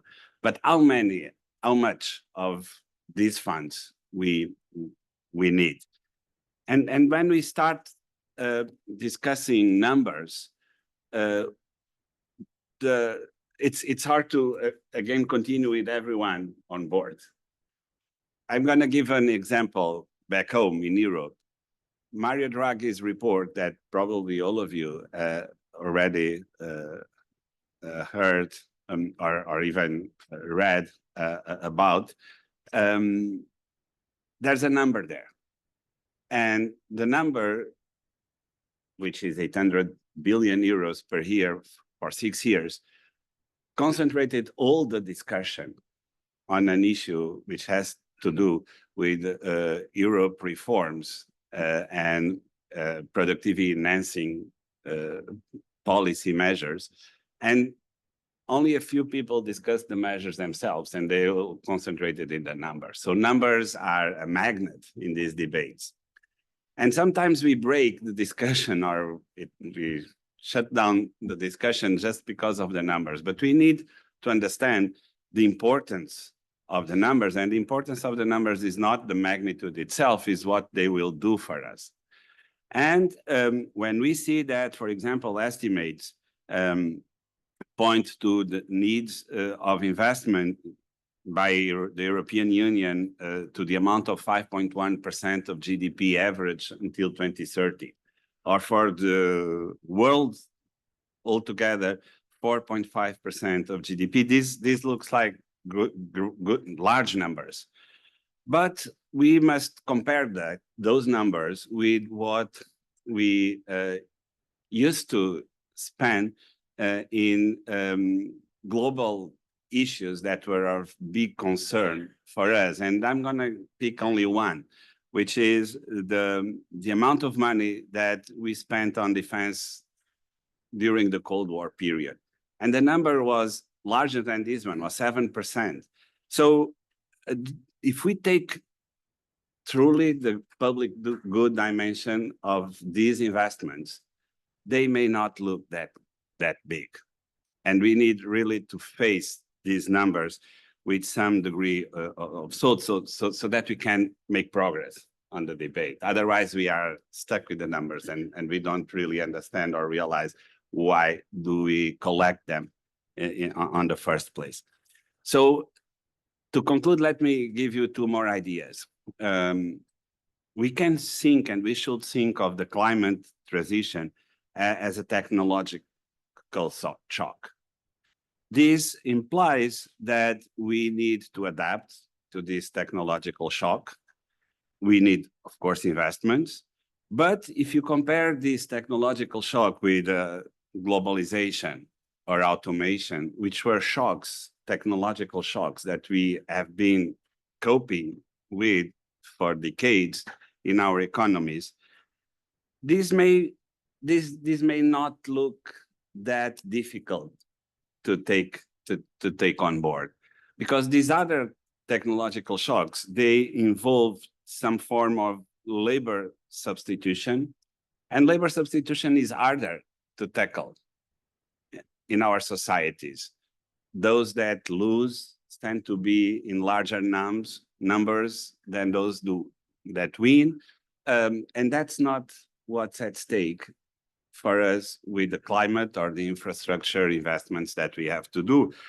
So we think that those are big shocks. Yes, they are, but they create spillovers that make all counterfactuals that we have look like small in term when we see the benefits vis-a-vis this counterfactual. Finally, we always need some political economy to tackle these issues. That's absolutely true. So we need decision makers that show some degree of fairness, trust, and stability. When we see in the world decision makers that are the first to look anxious and hesitant and trying to gain in the short term, that's not going to help. And we are not going to make it this way. So if we get to that stage after overcoming the numbers, the goals, the technological progress, then we get to decision makers. And if they freak about all this, we will not make it. So we need, and that's part of the role that central bankers can do. And I hope we can be already of some help for this. We need data. We need analysis. Without good data and without good analysis, we cannot come to policy decisions. And then we need a great deal of communication so that we can bring everyone on board. Final sentence will be, well, we have a public good. This public good has an international dimension. When it may create the temptation for free riding, but we know better than that, and we know that that will not make the trick. So the last sentence will be exactly that: we all must live up to our responsibilities on these, and that's the way I like to see these issues placed. Thank you. Great. You can applaud if you want. You are not. Don't give applause. Required to. Thank you, Governor Centeno. I think it's really useful to think about the domestic politics of shocks as you're thinking about different kinds of shocks, and about investment, which also then gets us thinking about the domestic politics of providing public goods where there's an international angle. I think that's part of the maybe part of the challenge associated with thinking through some of the climate finance angle. So we're going to hear next from Nandala Veerasinghe, who is since 2022 has been the governor of the Central Bank of Sri Lanka. He had a long career at the central bank before becoming governor in 2022. And I'm hoping that we'll hear a bit from you about this broad issue of debt sustainability, thinking about that in Sri Lanka, of course, but thinking about this more broadly as well. Thanks. Thank you. Thank you very much for the opportunity. Obviously, as a career central bank and now the governor, so we all about our all central bankers is about stability. Is in our mandate, price stability, financial stability, economic stability, and overall macro stability is kind of a DNA in our policy making. So when it relating to the, I try to link what you mentioned earlier, climate related goals and infrastructure goals, and I took broadly as what are the kind of priorities for investment for any country. That's a country-specific thing. For example, for us to decide whether the public investment should go into climate-related or develop a highway is a country-specific factor depending on circumstances. So that's I put broadly the public investment, and also related to this topic of sovereign debt and impact on development. Obviously, it works both ways. I mean, just to share Sri Lankan experiences. Several decades, we have been focusing more on the development side, trying to develop the country, achieve high growth historically despite the ethnic conflict, 5-6% growth continuously, but at a cost of building up the sovereign debt. So that's where I think the important point here to balance is that important that you, especially public investments and sovereign debt, when you raise sovereign debt and where this money goes and whether that will generate sufficient returns for the sovereign to repay the obligations. If that is not the case, for example, historically, what happened in our part of the world, especially in Sri Lanka, sovereign debt were raised for several decades, but not necessarily this money went into projects where that could have generated the return so that country would not go into a unsustainable debt. What happened basically, large part of the sovereign debt that was raised both locally and externally were used mainly to provide kind of expand the public sector, provide a lot of subsidies, subsidize petroleum energy prices, and short-term kind of electoral political kind of promises, short-term promises, without using that kind of sovereign finance raised by sovereign on debt terms to boost or support consumption in short term without having a proper investment. So that's where when you do that several years, for example, Sri Lanka experience I can share with you right from 1977, the economy was liberalized. Next 30 years, average fiscal deficit was around 8-9%. So over 40 years running a public fiscal deficit of 8-9%, one would imagine where that money went and what is the level of development in the country. So, but we compare to the running large deficits and the building of sovereign debt, but we haven't seen that in the ground. And in terms of capacity to grow and expand capacity to countries, growth capacity has not enhanced to that extent, which means it's all been leaked out in terms of subsidies and in terms of imports and basically large current account and fiscal deficits.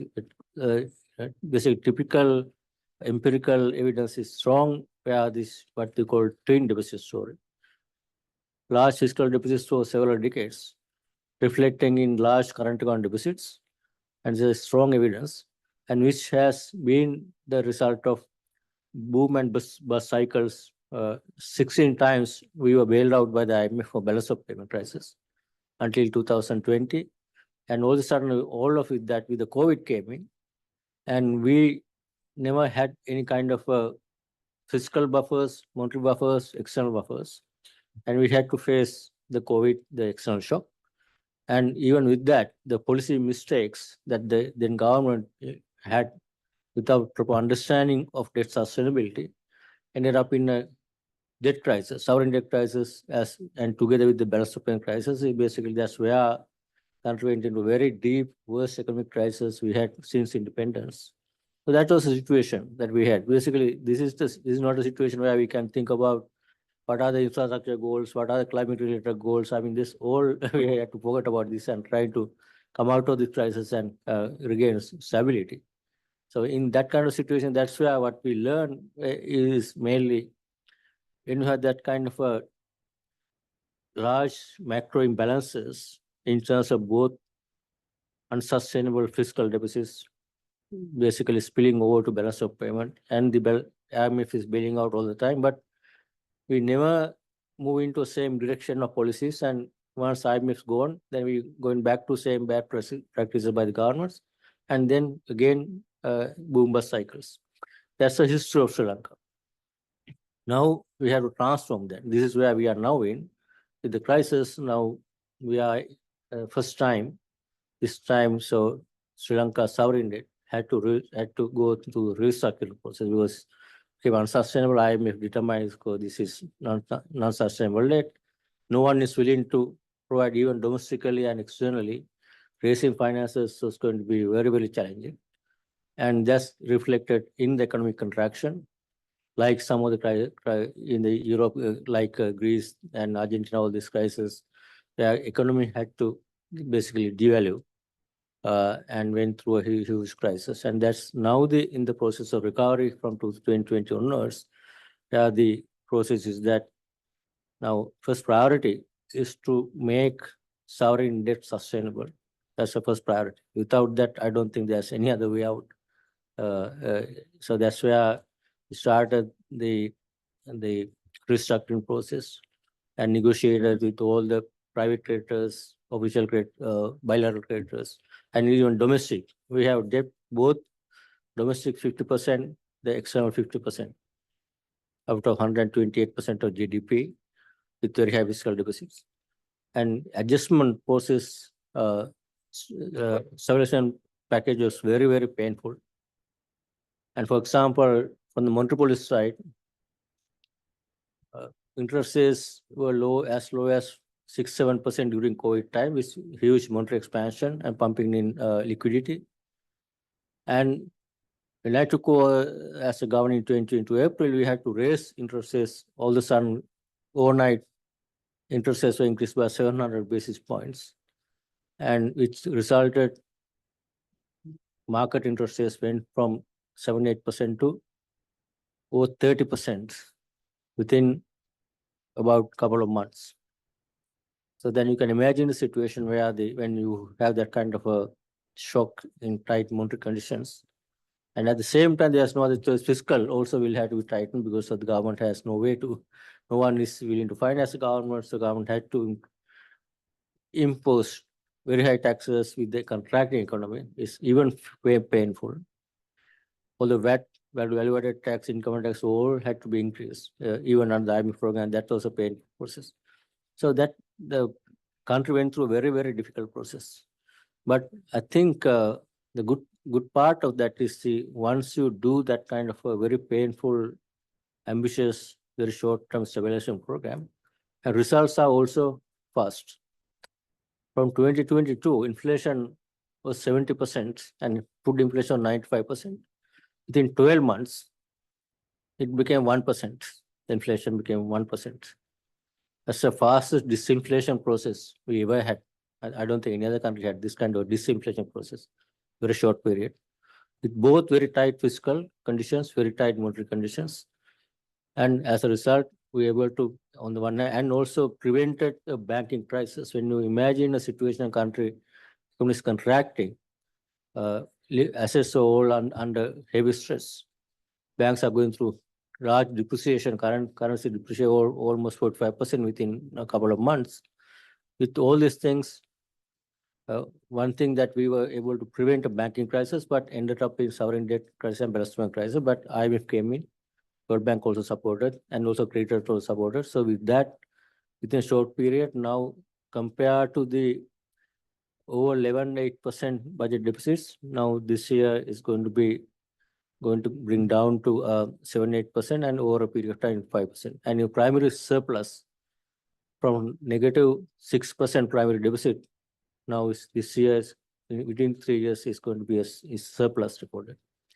Current account, long years of current account deficits now is 2 years of continuous surplus. Currency, large depreciation now appreciated and stable. And external reserve buffers, we had almost zero when I took over as a governor. That's why we had to declare what we called debt suspension. We had no choice but to declare we are no longer, we are willingness to pay is there, but ability is not there. So resources are almost zero. Then we have about 6 billion resources in 2 years' time. So it's growing. So buffers are being built and economy is being stabilized, but with huge cost to the economy. Poverty from about 10-11%, within 2 years went over 25%. Unemployment, the incomes were felt, and people in terms of higher taxes, real incomes and disposable incomes were much lower. Very painful process. But now we stabilized, and going forward, I think this next phase of reforms is to, from the stability to growth, to enhance countries' ability to grow at a faster rate. So that's one way to address the maintenance the sustainability. That's where the next wave of reforms in terms of addressing the structural issues, both not only macro structural issues, but overall structural issues of the economy. That's where we are heading. I think that's where, to your topic, how we going to address what the climate related goals, and this is the next phase of development. We have to think about this. I think it's too premature for countries like us to focus on this area. There are a lot of priorities. For example, now we need to develop infrastructure first and then look at the climate related and how to mobilize finances, how to utilize the finance, how to maintain stability, continuous maintain financial debt sustainability, and also economic price stability, bank sector stability. All are challenges. But I can see we are moving in the right direction, and hopefully with there's a political stability also. You can see these countries, those who are going through this kind of crisis, have seen several times changing governments. We also had at some point a couple of times changing ministers, presidents, but now we have a stable democratic process, transition, new government in place now. So this even new government is now committed to going through the same process. That's a good part, is that country has learned lesson, grow overall public have full support for the IMF program, for difficult reforms. People have been patient and supporting and going through the process. I think that will continue. So hopefully we can move in the right direction in next couple. Then obviously you can look at much broader, medium long-term challenges that you're talking about here. Thank you. Great. Thank you, Governor. And yes. And a good reminder, I think, of the social consequences of debt crises and adjustment. And also getting us to think a little bit about the importance of political stability as a prerequisite for thinking about reform, but also thinking about addressing the climate crisis. So we're going to hear now from Patrick, I'm going to screw it up, George, right? Close enough. He's the former governor of the Central Bank of Kenya. He held that position from 2015 until 2023. And before that, he had a long career working at the International Monetary Fund. And so I trust that the governor will have some more insights for us as well about debt sustainability and climate. And then after we hear from Patrick, we will move to some audience questions, hopefully before Governor Centeno has to leave us at 4 o'clock. Thank you very much, and glad to be here. Thank you, organizers, for inviting me to this event, and really great panel. And speaking after obviously two governors is kind of a hard sell for me, right? Of course, both governors have had a lot of experience in this, and we wish them best of luck in a lot of the stuff they're doing, particularly Sri Lanka. So anyway, in terms of where the points I'll make, I think the first point is that the issue of debt, sovereign debt, is very much in the minds of anyone in this at these annual meetings. The fiscal monitor that the IMF released last week did make the point that the total debt will exceed 100 trillion US dollars by end 2024, global debt. And of course, it will then approach 100% of GDP by 2030. And the finger was pointed at the US and China in that sense. The IMF managing director in her curtain raiser last Thursday also talked, and I quote this, focus of unforgiving combination of low growth and high debt. Countries face high rising public debt, way higher than before the pandemic, end quote. And I think the governor for Portugal just mentioned similar things. So, but frankly, this is fund speak for Houston, we have a problem. So let's just interpret it that way. And if we are here today in these annual meetings, if we go home to our businesses with a sense of sort of things are very much the same, I think it would be the worst outcome of these annual meetings. So we do have a problem. However, the numbers are actually worse. I don't think we're on the same page understanding how deep the problem is. So the numbers are a lot worse for the, let's say, emerging market and developing economies. So for instance, in the case of Kenya, debt service has really shot up, and it's really a crushing burden on many economies.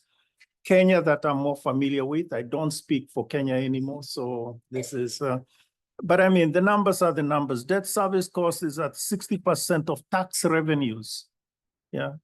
Nigeria, 90% of tax revenues goes to debt service, actually debt interest, right? 6 times the amount of spending on health and education, yeah? So you throw a country, think of Mozambique or Angola, total debt service for those countries exceed 20% of GDP. So we are at a point where those countries, for whatever reason, we can discuss how they got there, but the point is that debt at this moment is no longer just a drug. They are sinking. And they are sinking because the elephant in the room, I really like the 4 elephant story that the panel before us. Anyway, so I'll not talk about 4 elephants, but there is an elephant there are 2 elephants in the room. One is that we are defaulting already on development. And according to the World Bank, a third of low-income countries will have lower per capita income in 2026 than 2019. And that 600 million people will be in extreme poverty in 2030. So basically, we have a problem on development. We also have a problem on climate finance. The recent estimates, excluding China, for EMD is that they'll need to mobilize $3 trillion US annually. These are numbers that have been bandied around. They're not ours. They've been put out there by 2030 to have a chance of achieving the 2030 agenda, I mean, in the Paris Agreement. So without anything, we know that they will therefore not borrow because already they have crushing debt. So what will happen? They won't have a chance on climate and on development. I think that is the worst of all combinations. So today and now then we have what you may call the impossible trinity. Yeah. So, and this is your question. You are asking, how do we achieve, how do we square the circle, as it were? We have climate development and debt, crashing debt. So that's an impossible trinity that we have to sort of deal with. I think the point, though, is we cannot give up on we cannot give up on climate, we cannot give up on development. And therefore, we therefore cannot also give up on debt. There isn't a sort of a trade-off in this. And unfortunately, we are economists, we love trade-offs. And here is a case where there's absolutely no trade-off that we can think of, because the outcome, if climate is not done, if we don't invest in climate, we know the outcome. If we don't invest in development, we know the outcome. And already we are not doing that. So in effect, we have to step up on these two, meaning we have to deal with debt. Debt obviously is the one that is most visible. So in a sense, that's where, that's the squeaky wheel. And that's where you throw, some of the resources. But I think the point is that all these three, we need to look at them. How do we deal with them? This really was the question that you asked, and I'll just touch on some of this. First, it's clear if you sort of do a sort of a thought experiment where you ask, okay, fine, all the countries that we are looking at, the EMDs, and you invest, let them invest in according to their NDCs in terms of their climate change. I mean, to satisfy climate investment to satisfy their climate change goals or climate action goals. And then run that through your standard sort of DSA. What happens is, and this is work that was done by the DRGR, and there are some people in the room that have been doing that work. It's now public. You have something like 47 of these countries will breach the IMF's sort of criteria for the thresholds for solvency. They'll be in high risk of debt distress or in debt distress. So in effect, what will happen is we will default on climate because we will not allow those countries to breach those thresholds. And I hasten to add that 34 of those countries are in Africa. 34 of those 47 countries are in Africa. So how do we deal with this? The first of this is we need to have better numbers. There's no doubt about it. And the better numbers here will be to improve the DSA. This is something that has been mentioned many times, and I think everybody accepts we need to improve the way we calculate the mechanics of the DSA. There's absolutely no reason why we shouldn't do it quickly. I think the issue there is timing. They want to do it in, I don't know, a year's time or something, and I challenge them, they have to do it sooner. There's no reason why they shouldn't do it in 3 months. I mean, I would actually say it's unconscionable that we actually delay such an important review for so long. Secondly, in terms of the investments that need to be put out there, they need to be linked to growth. So in a sense, you need to think of the return on investment or return on whatever is put out there. It has to be growth, green growth. That's really what needs to be done. Unfortunately, there has been a lot of investments, the history of the debt that we are now looking at that didn't really push growth up dramatically, right? So that's one thing that needs to be done. There's, of course, the other thing of, which is now the point we have been pushing, that we need to look at providing these countries, the ones that are sort of will be in high risk of debt distress, we need to provide them with some debt relief. And this has to be done collectively. So something akin to the HIPIC that we had before, right? So not the common framework where you have Sri Lanka going in, and then, go, or whatever other country, Ghana, and you go through this sort of, I would want to call it a washing machine. That's sort of 4 years, you're still in the washing machine cycle kind of thing. That doesn't help. So deal with all the countries that are at risk in one fell swoop. So that to me is the most significant recommendation that we are putting on the table. Of course, there are countries that may not need the full measure of debt relief in this way. And so they can get by with some sort of, let's say, liquidity management, some sort of financing arrangement of a kind, a bit like, let's say, the DSSI or other things that are there. And I think those who probably get away with it may be sufficient to have better interest rates on them, or partial guarantees of them. I mean, the ingenuity of all the financial people can really work in this space, and it will help them. So bottom line, tall order, we need to improve the DS, as I said, and we also need to have this debt relief mechanism to, in effect, resolve these three elements. I want to finish by, well, the challenge, nevertheless, is one of financing, right? And I think the point here is, yes, it will be a tall order in terms of financing.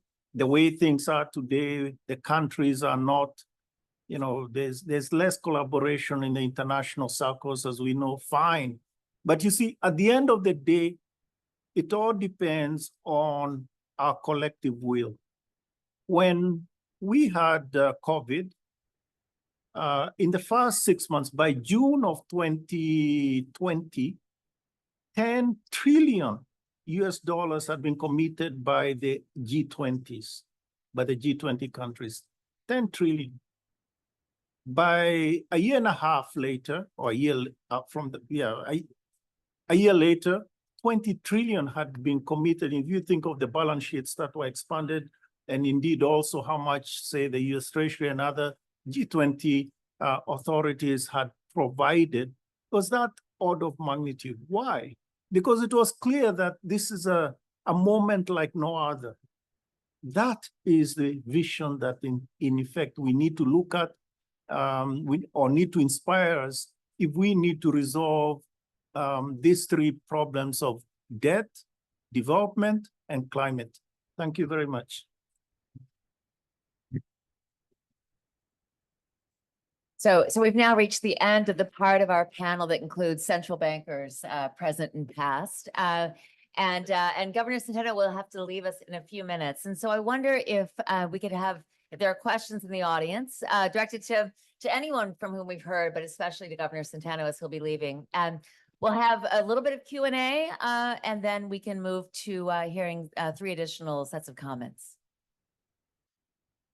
Go ahead. And I think I'd like to go ahead and collect several questions so that we can then get some responses. Thank you, Professor. Ladies and gentlemen, my name is Satyabrata Das. I'm Vice Chairman of Green Powerhouse. We created our entity a year ago precisely to address the issues that Governor Njoroge so eloquently phrased, which is how do you decouple the reality of this massive sovereign debt that completely cripples any opportunity for inclusive societal development from the pressing needs of climate adaptation, mitigation, and resilience, inclusive societal development, and of course, the green energy transition. We are actually pursuing innovations in financial architecture and market infrastructure in order to address this.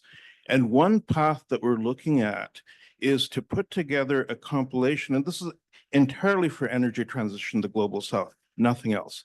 We are really looking at putting together baskets of projects with big tickets and guaranteed offtake agreements, which would be locally owned and locally administered at a level of transparency that would in fact enable a flow of funds for societal development, because without energy, you can't have any economic growth. And without green energy, you can't have sustainable economic growth.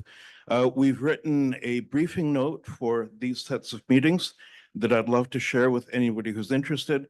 But I just wanted to congratulate especially Governor Joroge for putting it so eloquently, and of course to Marc Cuson for putting together a brilliant and provocative day for us so far. So with that comment. Thanks. Thank you very much, Diana from Afrodad. Governor Joroge, I just wanted to find out your thoughts in terms of the big talk of the G20 coming to Africa. Is that a place you feel would be sufficient to address the debt challenges facing the continent, especially now that we have the AU joining as a member? Thank you.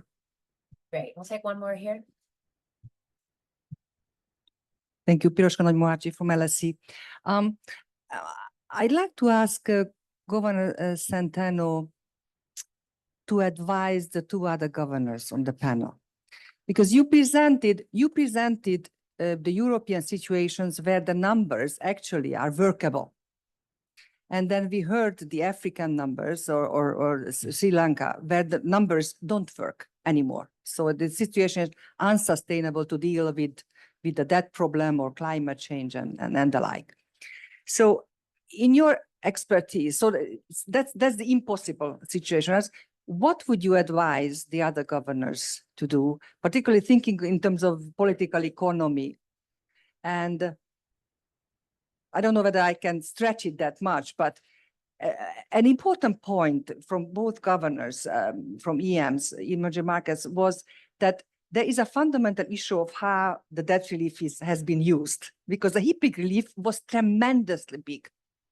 Countries got 60, 70, 80% of GDP debt relief. I worked on Ghana, I know exactly the numbers. That number went up in a matter of a few years. Sri Lanka, as the governor so eloquently said, also had sort of utilization issues, right? Policy problems, under a lot of pressure, development, etc., but still. So how do you handle this, in this sort of first principles political economy? Okay, so I'm going to allow the Governor Centeno to respond, and then he has the great privilege of leaving as soon as he speaks. And then we'll hear from the other two governors. Thank you for giving me that possibility. But I'd like to stay till the end of the session. But wow, very, very hard question to answer. Let me resort to my line of reasoning. And if you remember, I started with the verb to commitment. And commitment, of course, includes not only, and it can't be that way, not only those that are more strained with debt, but of course, a global answer. And we, unfortunately, contrary to what happened with COVID, and that's true also for Europe, because Europe has had a very strong response, both internally and externally to COVID. But then we have seen the world going in a very different direction. We have this resurgence of industrial policies that spell protectionism. We've seen in many ways countries going domestic instead of going into multilateralism. And this is probably the week of multilateralism, so we should remember that. We've seen countries going in isolation instead of cooperation. So this is not good. This is not good. So the idea of my intervention was to lay down the economic facts that can help us changing this course of action. And we need to be creative. Listening my colleagues here, I remember that when I was president of the Eurogroup at the height of COVID, I wrote to the president of the European Council asking for them to allow us to be creative. And we end up with creative solutions also within Europe, which is not an easy continent. But we are at a very different level, so I don't want to compare the difficulties that we face in Europe with the difficulties that, for example, the example of Mozambique and Angola that I know very well. So we need to move together, and that's something that I think it's absolutely key. When we look at each of our countries and need to give some advice, my words can be restricted to the following idea. We need to establish a path to show people that the direction of action will take us into a better outcome. And it's true that sometimes reducing debt is very difficult. I mean, Portugal is a very good example of that. We brought in 8 years debt from total debt from 350% of GDP to 240, less than 240. So a reduction of more than 110 percentage points of GDP. It's again an internal commitment to a path that delivers results at some point. We need political stability for that, and that's not present everywhere. We need these policies to be robust across political cycles and across economic cycles. We need commitment again. Without that, we will not be able to make progress, because we will be seen as redoing things on and again, and that's not feasible. So it's this mixture, and I'm gonna hand with one reference that not pertain to my country, but I remember that situation very lively in my mind, and it had to do with Amazonia. When the political cycle changed in Brazil, the then elected, but not yet in office, president went to the COP26 in Glasgow. And the political feeling in Brazil, also some of the part of that was translated into the election of this president, was on a significant change in policy, internal policy, with respect to Amazonia. And the then elected president of Brazil went to Glasgow, and he was not able to get any commitment whatsoever when he traveled back to Brazil with almost empty hands.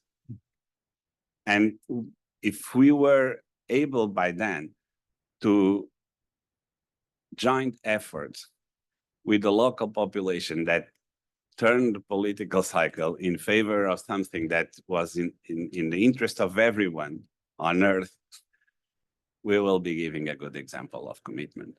And that didn't happen. And so we lost that possibility. It's not, it didn't come back again, and that was a pity. So that's probably my mix of answer to a very difficult question that you posed me. Thank you. Thanks. Political scientists have this old idea of the two-level game, right? This idea that any solution has to work both domestically and internationally. And I think that's a really nice illustration of that. Let me ask Governor Njoroge if you want to respond quickly. Thank you very much. Thank you very much. Maybe the question on, the intervention about from the Green Powerhouse side, excellent.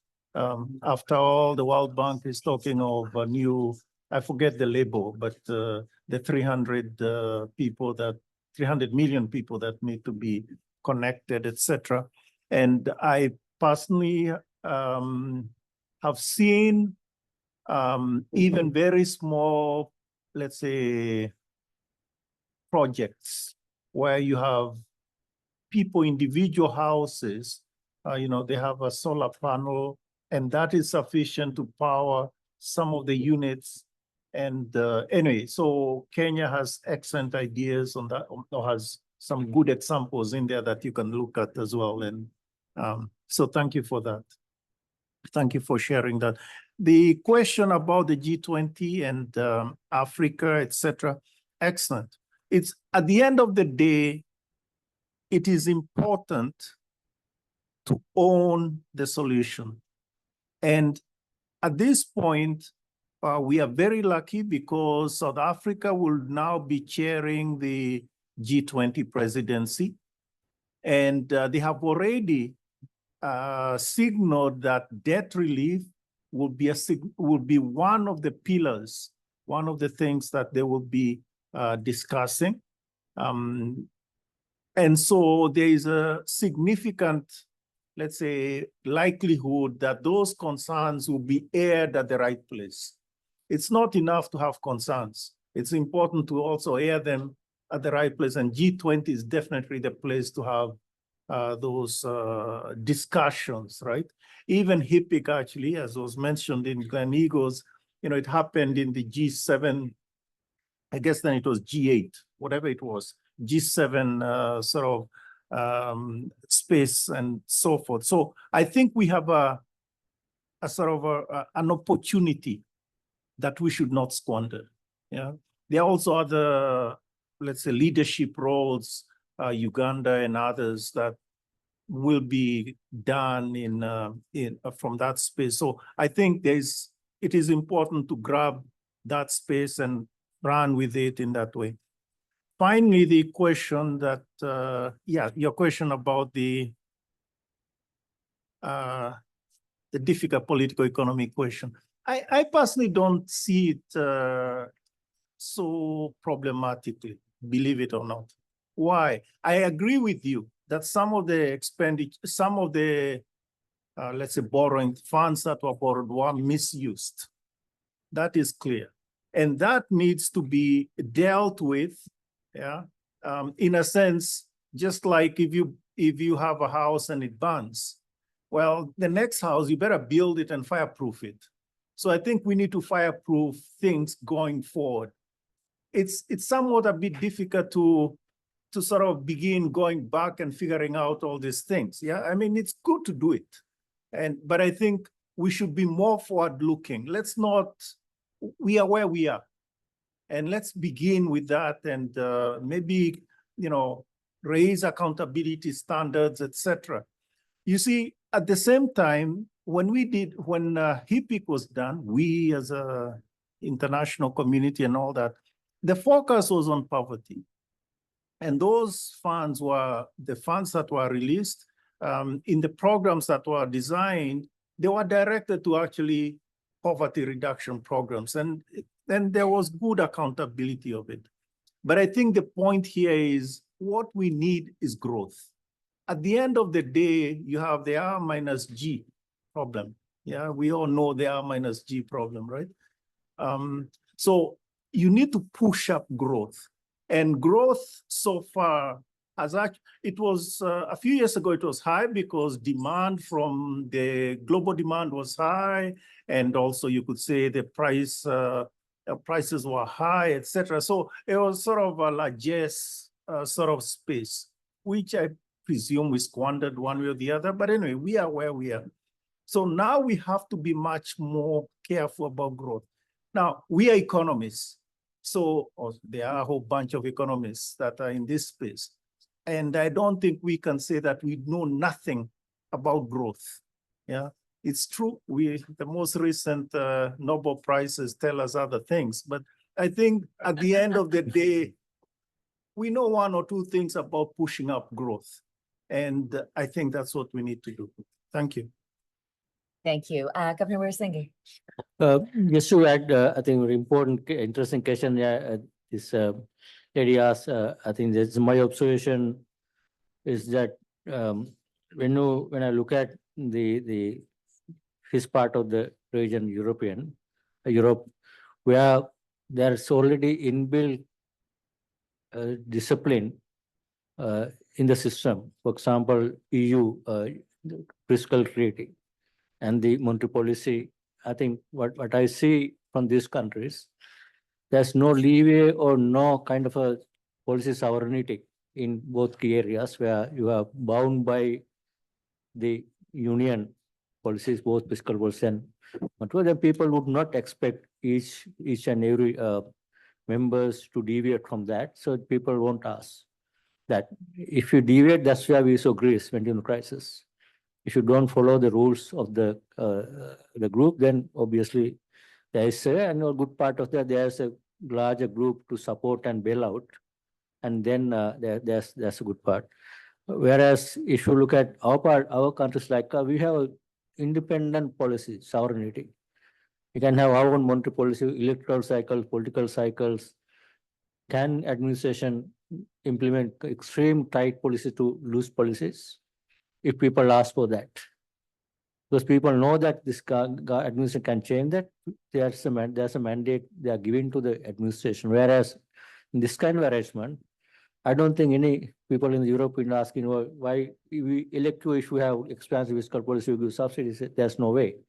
So how we can have this discipline imposed either by internally or externally? So what happens usually in our part of the world, when you have this kind of thing, is International Monetary Fund come and trying to impose that kind of a monetary or fiscal discipline, but for a short period. So that's a difference to me. Unless people demand and the sovereign, it's difficult to in this kind of systems unless people understand the importance of this kind of overall, like the fiscal rule or the monetary stability. And then it can go either way, different ways, and then that will go into, as I said, boom and bust crisis. Whereas the advantage of the Europe is that there's the lesson we can learn if we tell us, why don't you follow same kind of discipline internally, externally? Then obviously we will be like those countries. We won't have this kind of a very bad cycles.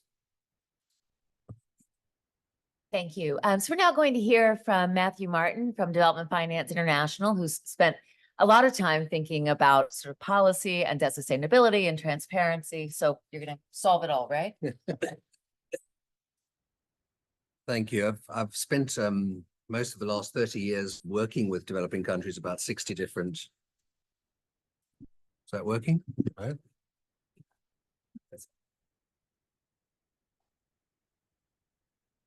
About 60 different countries to really help them think through these issues. And I want to begin by saying we're not in a debt crisis in the old sense of the word, which was meant debt stock. We're in a debt service crisis. I say that with a lot of confidence because we put together the first global database of debt service that's being paid by all countries which borrow from the World Bank. And next year, those countries will be paying on average 47% of their budgets in debt service. And that's twice as high as the amounts they were paying when we had the Latin American debt crisis in the 1980s and when we had the HIPC debt crisis in the 1990s. It's very widespread as well. It's across 112 countries that you have those types of high levels of debt service. So it's by no means only Africa. It's not only low-income countries, it's middle-income countries. And I just want to say for anybody here who thinks that maybe the HIPCs who got the debt relief last time have been irresponsible and are back in the same mess again, it's not the HIPCs either. The one thing, having done a lot of econometric testing, that you can correlate with the current debt crisis is the countries that went to markets and borrowed bonds, whether internationally or nationally. At the same time, this is also a development crisis. So those countries are now spending more than they are spending on debt service, more than they are spending on all the major social sectors put together, and 50 times as much. Whenever I say this number, I feel like I ought to go away and check that I didn't get a decimal point wrong. 50 times as much as they are spending on the climate and nature combined. So this is a massive crowding out of all the spending that countries really need to do. And, you know, my answer to the question, the first question we were asked is, how do we achieve infrastructure and climate goals in a world of high debt, is we don't. If we don't actually deal with the current crisis, we will never achieve those goals. And the current debt relief, sorry to say, including in the case of Sri Lanka, which is being provided to countries, is pathetically inadequate. When we had the HIPC initiative, there was a target which was set by people in the IMF for reducing the debt service to 10% of a country's budget revenue. And we pretty much did that. It was about 11% on average, even before we then cancelled all the multilateral debt later on. At the moment, after debt relief, the countries are still faced on average paying 45% of their budgets in debt service. So clearly this is woefully inadequate to get us to a point where we can actually have adequate debt relief. So we've looked in more detail in this database at what we can do about this and how the countries break down. And about a third of them are countries which are regularly accessing markets.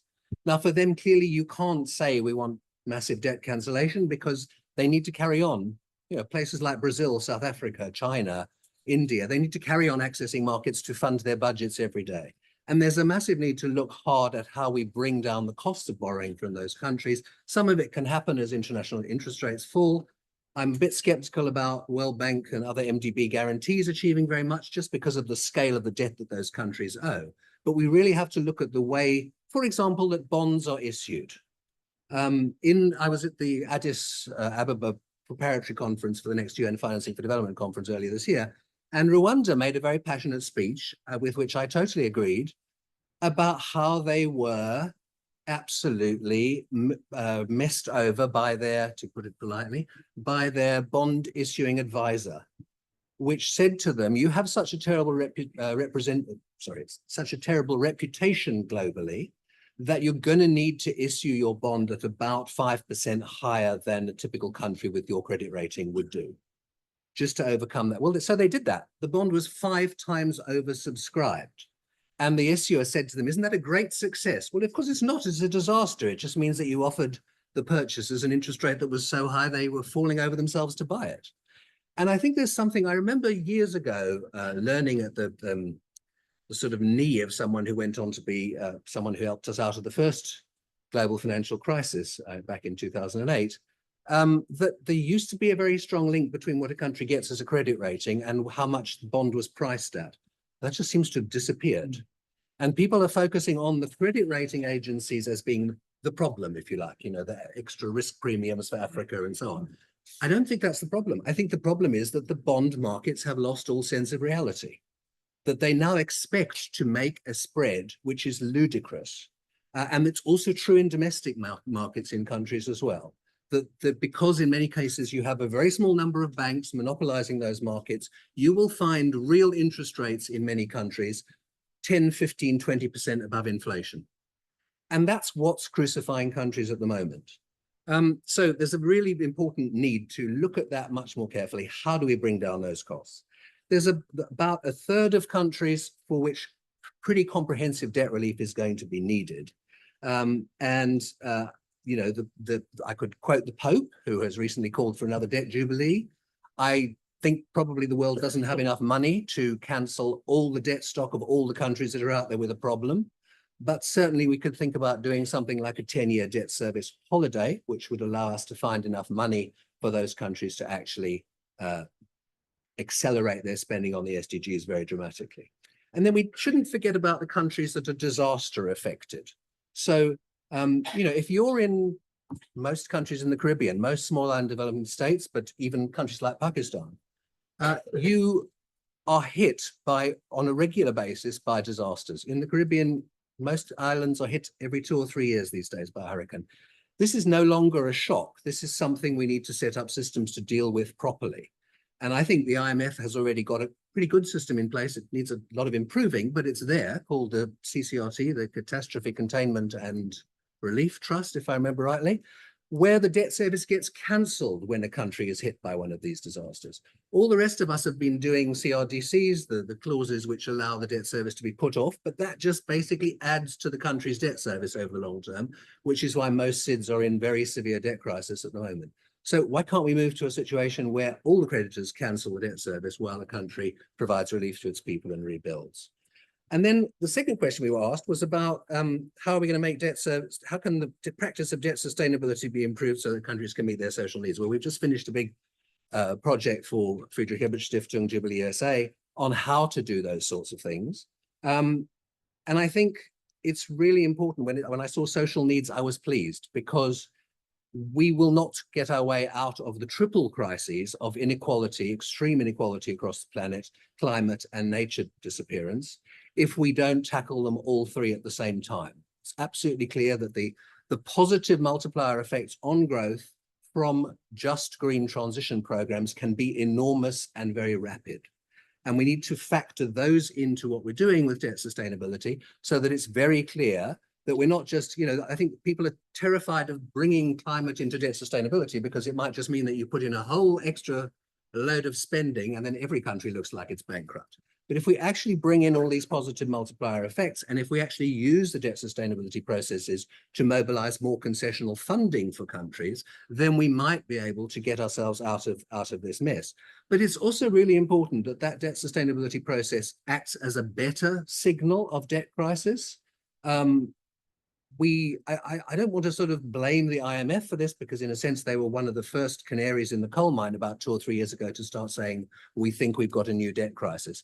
But to some degree, the whole DSF, like we are going to signal when there's a debt crisis, hasn't worked because there was too much focus on stock and on present value of debt. And on external debt, and not looking nearly enough at this liquidity burden, this debt service burden. I'm glad to say that's changed. And I think we're now in a situation where not just the international institutions, but most of the G20, the vast majority of the G20, I would go as far as to say, realizes that there is a massive problem and that something serious has to be done about it. And so, my answer to the question that was posed by the colleague from Afrodad, I do think what we're missing at the moment is leadership.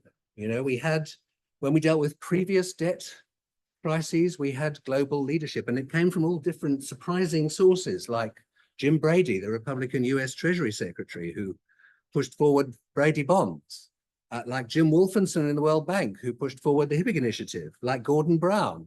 You name it. I remember going to a meeting in London of a whole range of Catholic people from all over the world, including Michel Condessu and Ken Clark and all kinds of other people, who sat in a room and from a religious point of view said we have to do something about this. It seems somehow we just seem to be lacking that leadership at the moment. And it may be because people are so obsessed with their own fiscal crises and so on.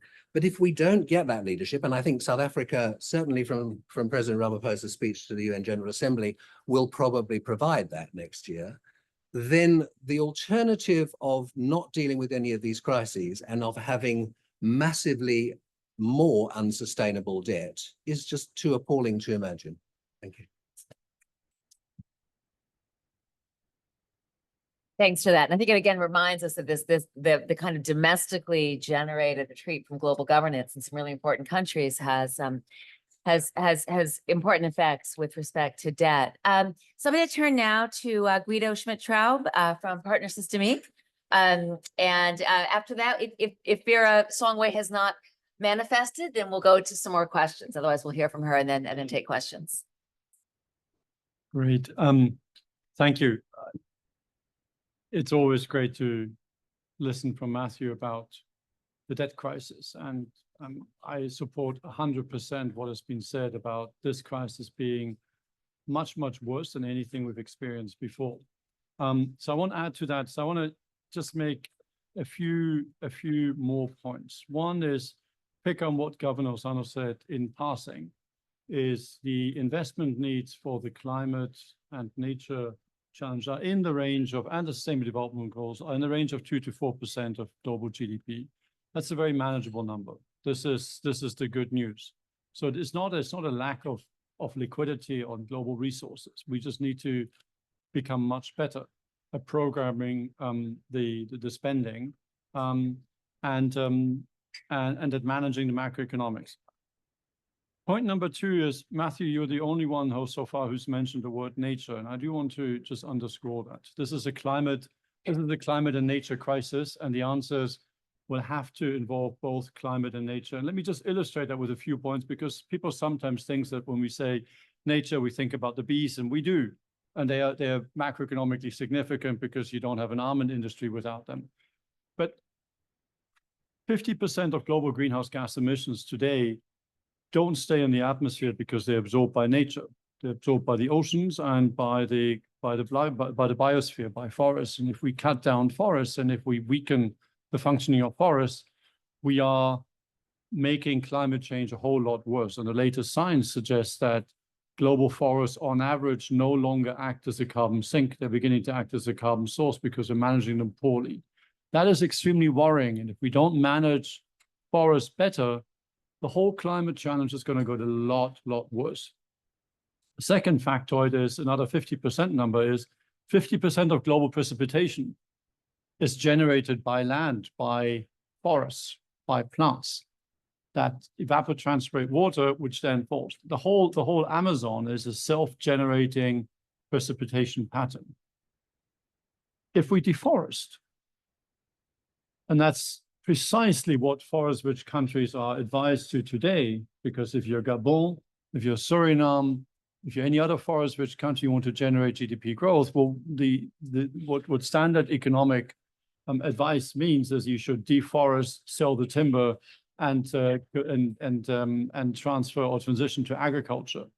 If you do that, you actually reduce the amount of precipitation that is generated. Without the Amazon, there is no Cerrado, there is no agriculture in Latin America, and there's actually no snow in the Sierra Nevada, even up here in the United States. Now, how close are we to the Amazon? Again, Governor Osama mentioned it. How close are we to a tipping point in the Amazon where that self-reinforcing system that generates its own rainfall actually turns into a savanna that dries out? Now, climate science and nobody knows exactly where the threshold is, but the scientists say that a healthy Amazon could probably withstand something like 2.5 degrees Celsius of global warming.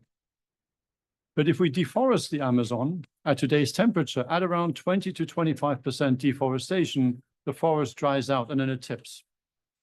We're today at 17 to 18% of deforestation in the Amazon.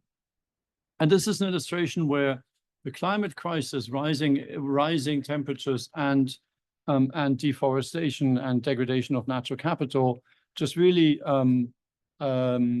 compounds the risk that economies face. So we really, every time you say climate, please also say climate and nature. This is not just to please everyone. This is fundamental for the economic well-being of our countries. Next point is we are in a 1.2 degrees Celsius world today, 1.2 degrees Celsius of global warming. We've baked in another 0.2%. So if we, a degree Celsius. So if we stop emissions today, temperatures would still rise to 1.4 degrees Celsius.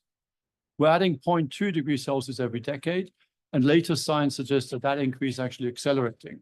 The rate of global temperature increase has doubled in the last decade. This means, and that's what the scientists tell us, that we live in a structurally different world. The world that we live in today is structurally different from the one that we've inhabited 30 years ago. And what we're going to face in 10 years' time is going to be structurally different from what we have today. This means that we need to structurally adjust our economies. And that's obviously a term that is well known to all of us here. And it's something that we haven't really grappled with seriously. And this is something that many speakers here have spoken to. We need obviously to address the current debt crisis, but we need to understand, we need to really think about growth in the 21st century.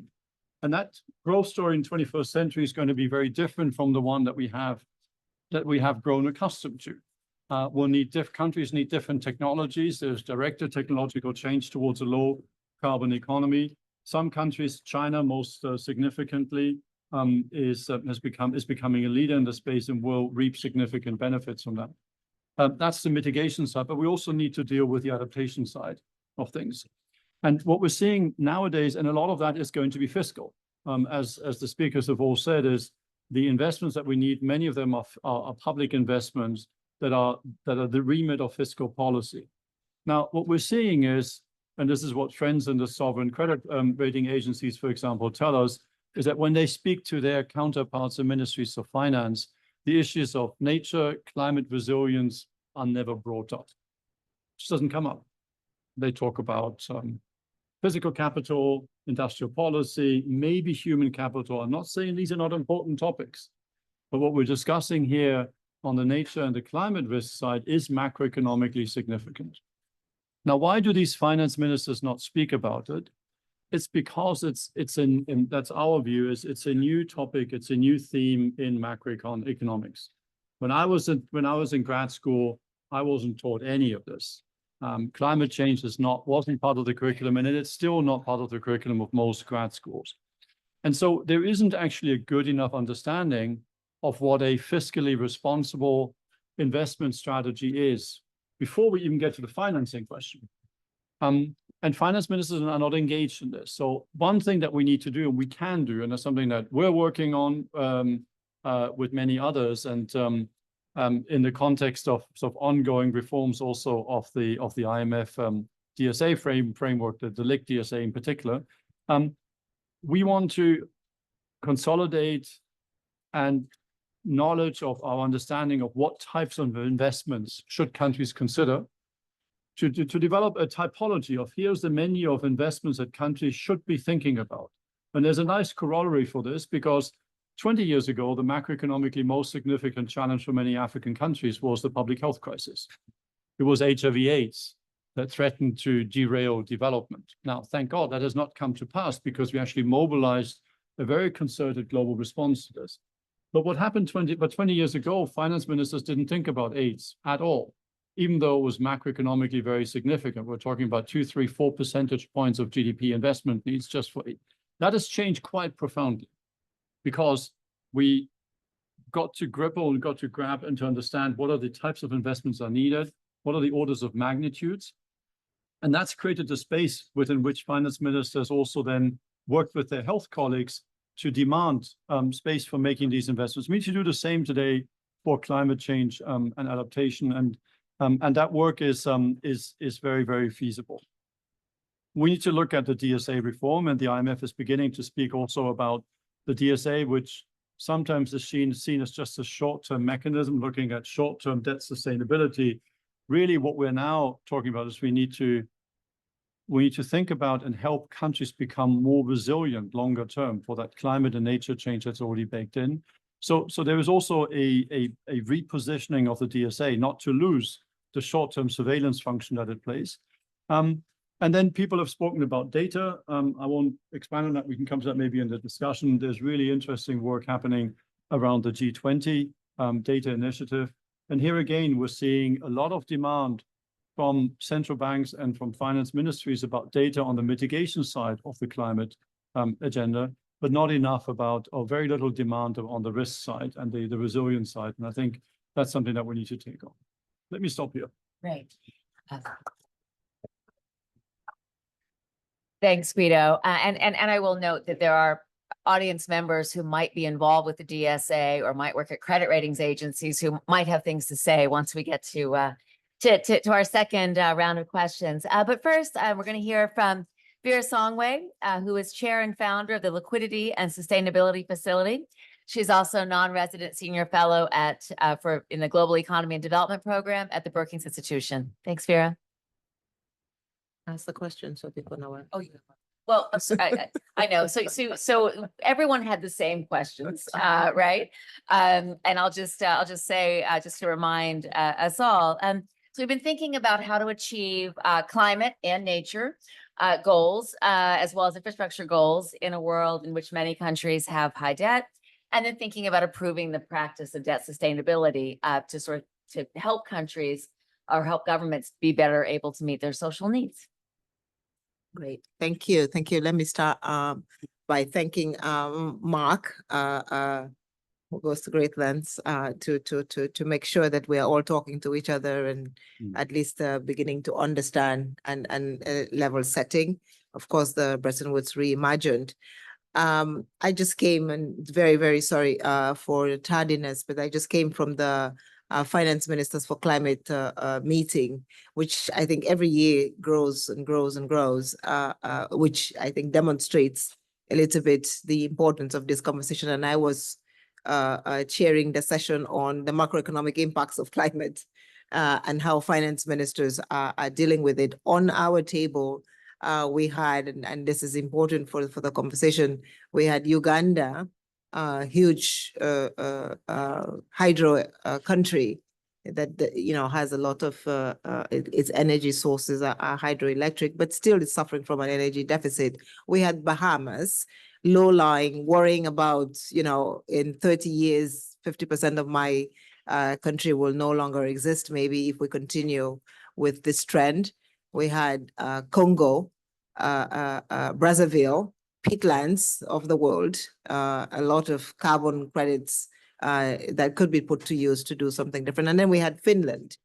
And she started by saying, listen, we have a big country with no people, a lot of trees, many wind farms, 90%. So really our problem is helping the indigenous citizens, connect to the last mile. So this is the range of sort of, but they still have coals. 90% is renewables of their energy. 10% is coal, and they're still struggling to see how they transition from that 10% of coal to renewable in what they're doing.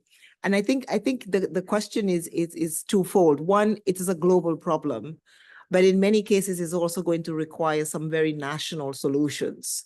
Most of those solutions are going to, however, be common because we're going to need some investment to make that happen.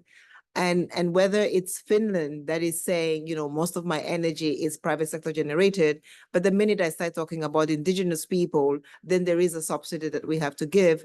Or it is Uganda that is saying, well, we've done a lot of our hydro, now we are trying to move into solar, but the capex for solar is very high. And if we are doing solar, then the credit rating agencies, or we're going to have a huge budget spike in investments, a huge deficit. How do the credit rating agencies manage, the first 3 years of us moving to the transition? What does a DSA look like that would allow us to do this new investment, this transition investment? Or it is the Bahamas that is saying, we have a lot of blue credits, but we need carbon markets that work enough so that, and they said something which is very, it goes directly to your question, is the macro and the budget. So what Bahamas has done is they are an archipelago. And essentially, they used to have 70% of their populations, more or less, in 2 islands.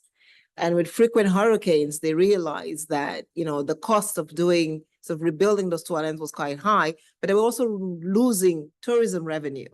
So what they did is they have now diversified, and sort of apparently it's like 7, 8 more islands have been brought into sort of the tourism sector. And so essentially the hurricanes hit one side of the islands or one part of the archipelagos and not all. And so in some sense, an interesting diversification strategy, but this requires building more infrastructure. So it is an expensive proposition in the short term, but for long-term, more sustainability, building more resilience. And the question then becomes, how do you fund that?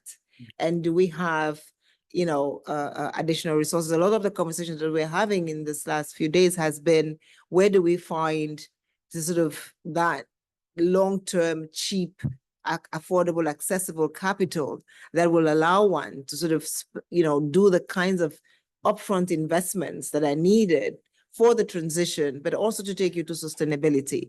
And I think this is sort of the crux of the issue is if we were able to do 3 things. One is good policies. Of course, you need countries that are willing to put in place good policies so that, they can then crowd in the MDBs. But in crowding in the MDBs, it becomes like Bahamas said, like Congo is saying, Finland, it's a growth story. It's a whole of economy transformation story.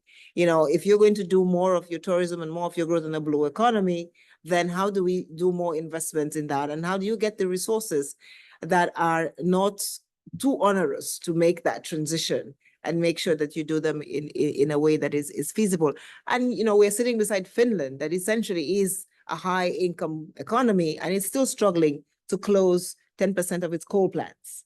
So even the transition for those who have sort of the resources and the capacity to do that can be quite costly, because it means that you're, you know, one, trying to migrate skills from a sector where they have lived for a very long time. And this is, again, the issue of South Africa as well, where, you know, we have about 10,000 people working in the South African coal sector in the south of South Africa. We have the wind and the solar farms in the north.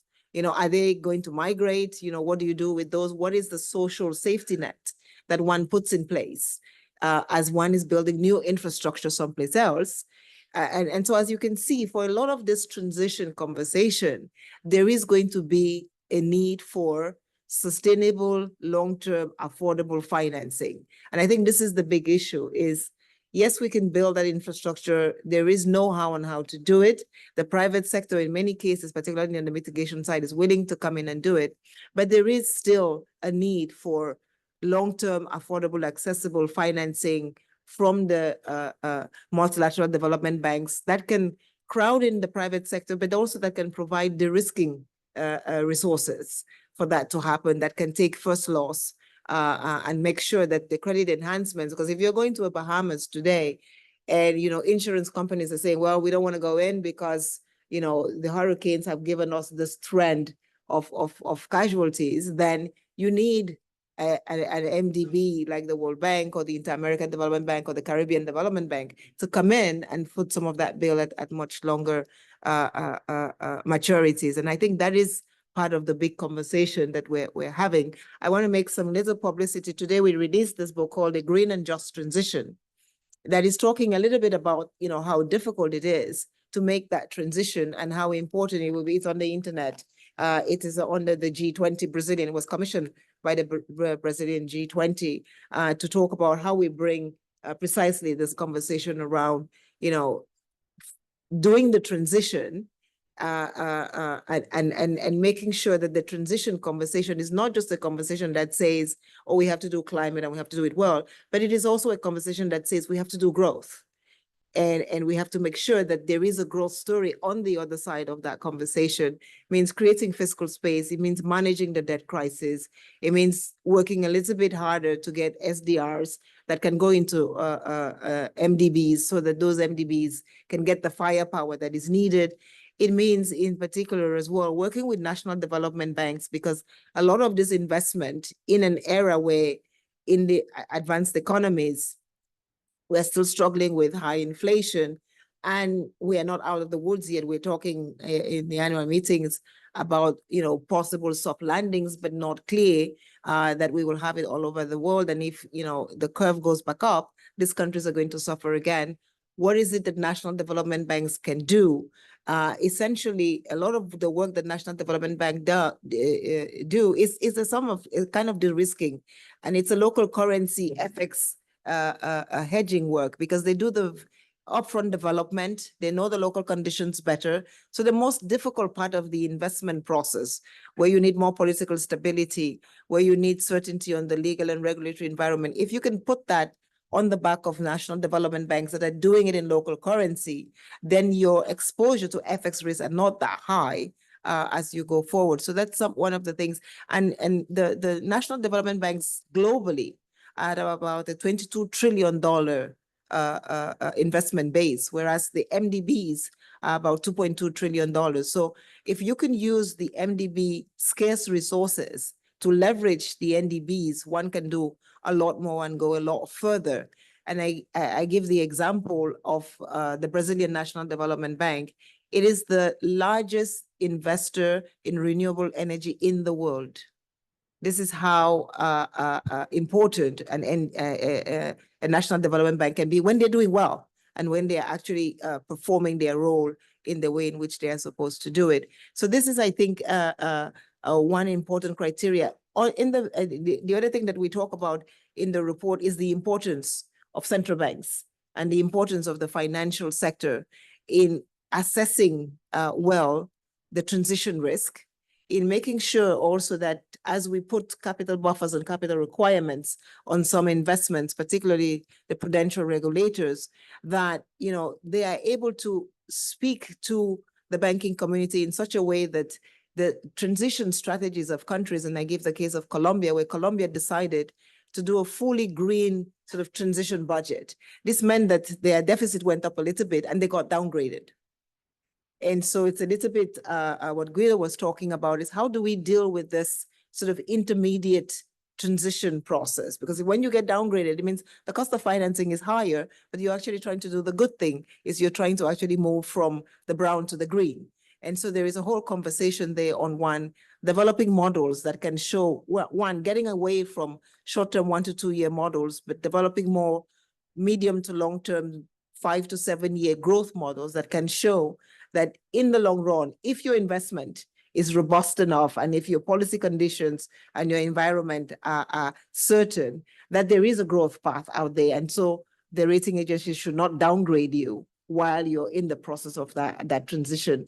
And it just makes it even more difficult, particularly in the infrastructure space where we know that already there is a high cost of capital for infrastructure investment if you're outside the OECD. I stop there.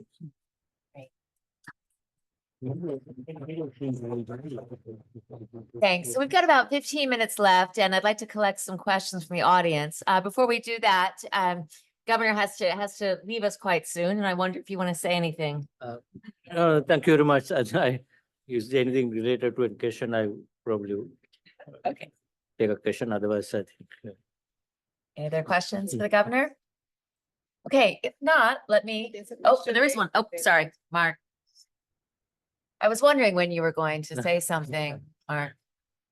Thanks, Leila. So a couple of comments and food for thought here. So, you know, if I look at the globe as a closed system, right?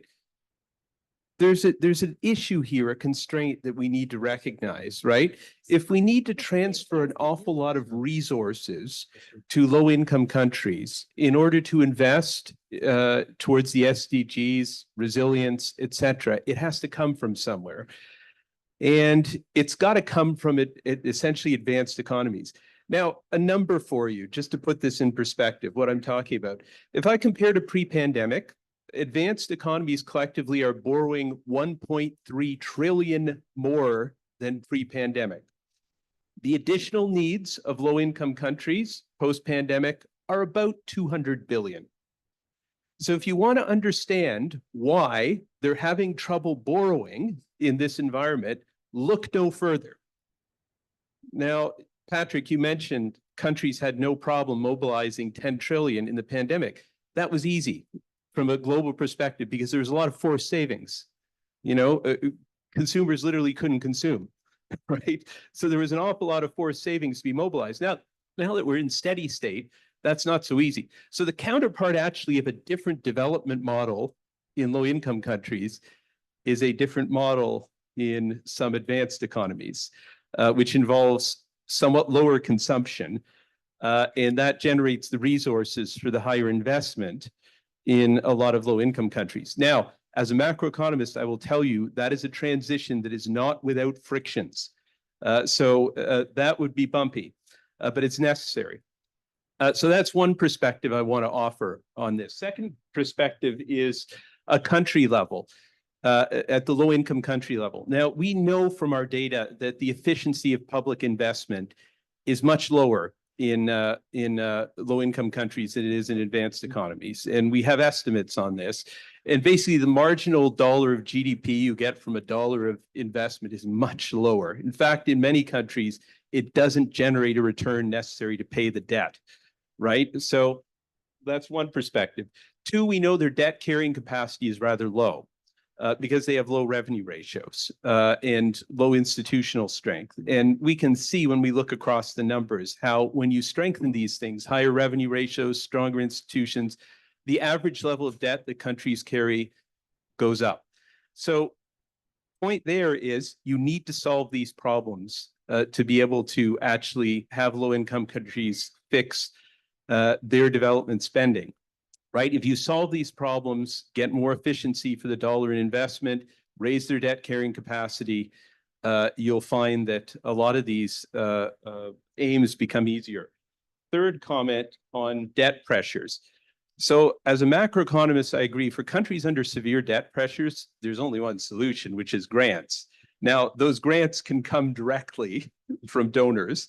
They can come indirectly through debt relief, or they can come even more indirectly through more lending with blinders on, ultimately leading to debt relief, right? That's how it's going to happen if you're truly a country under debt pressure. So the question is one of politics, really, Leila. You're a political scientist. So it's almost a question of what's the easiest way to arrange this.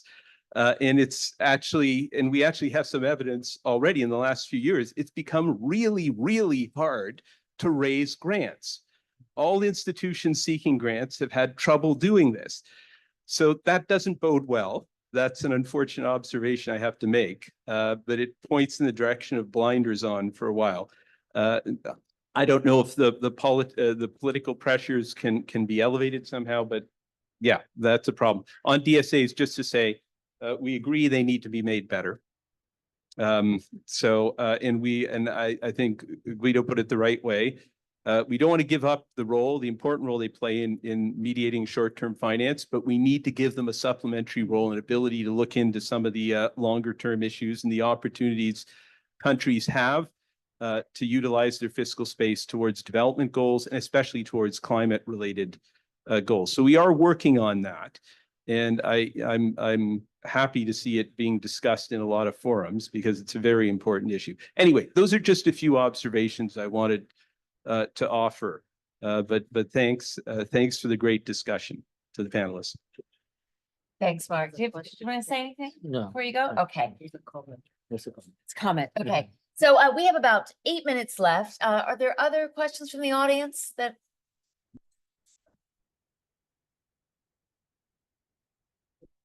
Yes, right here. If nobody else is. So the first thing, a little bit on the political economy, Governor. Somebody mentioned, and maybe it was you, Guido, I don't remember, the Brady, Secretary Brady coming in. It was you, actually, Matthew. So what's interesting is that both in the Latin America debt crisis and in the HIPC, a plan was rolled out. It was the Baker plan initially, and it was the original HIPC. And after 3 years or so, discussions were being had just like the one here today in this room, that the existing framework was complacent. It was not fit for purpose. And there was a major strategic shift and enhancement of both. And they moved Baker out of Treasury into the White House. They brought Brady in. He had a fresh slate. They did something completely different structurally with that problem. Same thing happened. I think there was an allusion to it through the G8, where the political leaders, I can tell you this did not come from the US Treasury Department. It did not come from the IMF. It came from the White House, pushed by some of the forces you mentioned. We're about 3 years out now from the common framework being announced. And so there really is an opportunity with the African chairmanship or presidency of the G20, but they will need some help in this regard. And the numbers, Matthew, that you laid out, I think could really help make that case. They're not available within the G20 discussions that I have seen. By the way, I can't really see them on your website, so I'm going to try to track you down afterwards. That's point one. The second point is on the closed system commentary. In fact, in monetary economics, it isn't a closed system. Money can be created. And the SDR issuance authority of the IMF is one such example of that.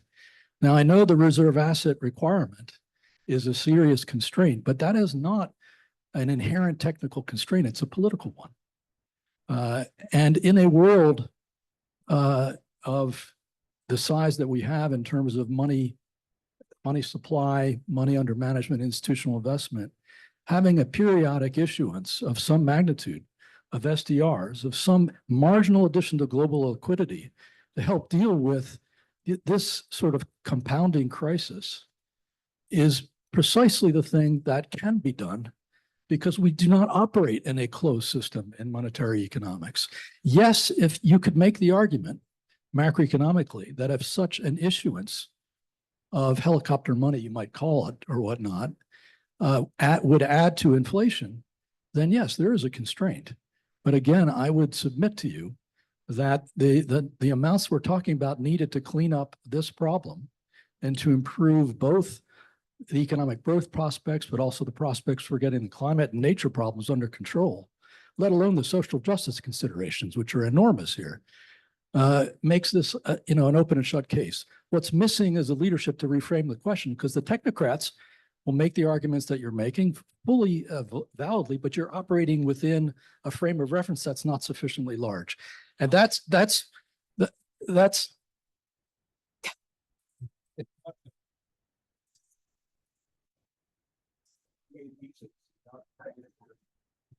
real constraint, and I'll try to explain my perspective to you as well. The real economy constraint in this case is if you're going to stimulate inflation much more significantly. That's the real economy effect. So I think we're going to respectfully disagree with each other. But I'll close by saying that this is the type of larger political type of reframing, if you will, that leaders are responsible for, not the actual people in charge of the institutions themselves. As well-intentioned and as significant as the progress that's being made may be. Thanks. Right. I just want to make a quick publicity, because I see Masood there, but myself and Mark Plant have just written a paper on the SDRs, exactly going in that direction, talking about the reserve asset, why we should be able to use it. So if you wanted to look at the paper, it's on the CGD website, and it talks about the use of SDRs. And I hasten to say that we have used SDRs before when we had crises in the developed world, and we were able to get out of it. And I'm sure that with a leverage ratio of 1 to 10, as the Inter-American Development Bank is showing, there is, I think, a very, very strong case for whether we should consider an issuance. Right. So it seems like whether it's about creating liquidity or it's about reducing borrowing, there's this point about political will in the global north being part of the possible solution. So I want to invite our panelists to take no more than about 30 seconds, because we're trying to stay out of a time deficit, not going to borrow from the future, but to make any sort of quick closing thoughts that you have before we wrap up. Governor, do you want to start? Thank you very much. I do agree. ICOs looking historically about incremental capital output ratios. That I think is clear. But I think the issue here is we cannot use historical data for the future. Something needs to change. And that is really the innovation that we're talking about. And we've innovated before in 3 million places.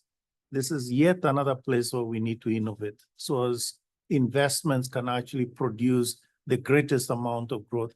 I agree with you on the reframing, but I only have 30 seconds. So in my 2 seconds, I'll just repeat Nelson Mandela's quote, and this goes back to the South Africans. And I quote, "It always seems impossible until it is done." So this is a difficult situation. Let's deal with it. And when we do it, it will look much easier. HIPIC was also impossible. So everything that you look at the beginning is impossible. But when it's done, it really looks different. Thanks. Guido? Great points. We need to obviously resolve the not short term, but the chronic debt crisis. Beyond that, we need to operationalize growth for the 21st century. We need to really understand, what does it mean to drive growth? What are the investments that are needed in a world of rapid climate change and nature risk? And as the governor has said, those investments will look very different from the investments that drove countries, particularly in East and Southeast Asia, to success over the last few decades. And that how do we operationalize that? 2 quick points: that there is some top-down analytical work that's synthetic in nature that can be plugged into the ongoing DSA reform process of what are the types of investments, what are the multipliers, etc. And the good news is those multipliers are very, very high. All estimates suggest that multipliers from investments in climate adaptation are very high. The second thing that hasn't been mentioned, which I would like to put for our consideration, is there are a few courageous leaders, or many courageous leaders in countries, particularly some of the climate vulnerable countries, that have put forward resilient strategies, which right now are not getting the financing. They're not perfect. Those strategies have often been developed in the absence of a credible promise to finance.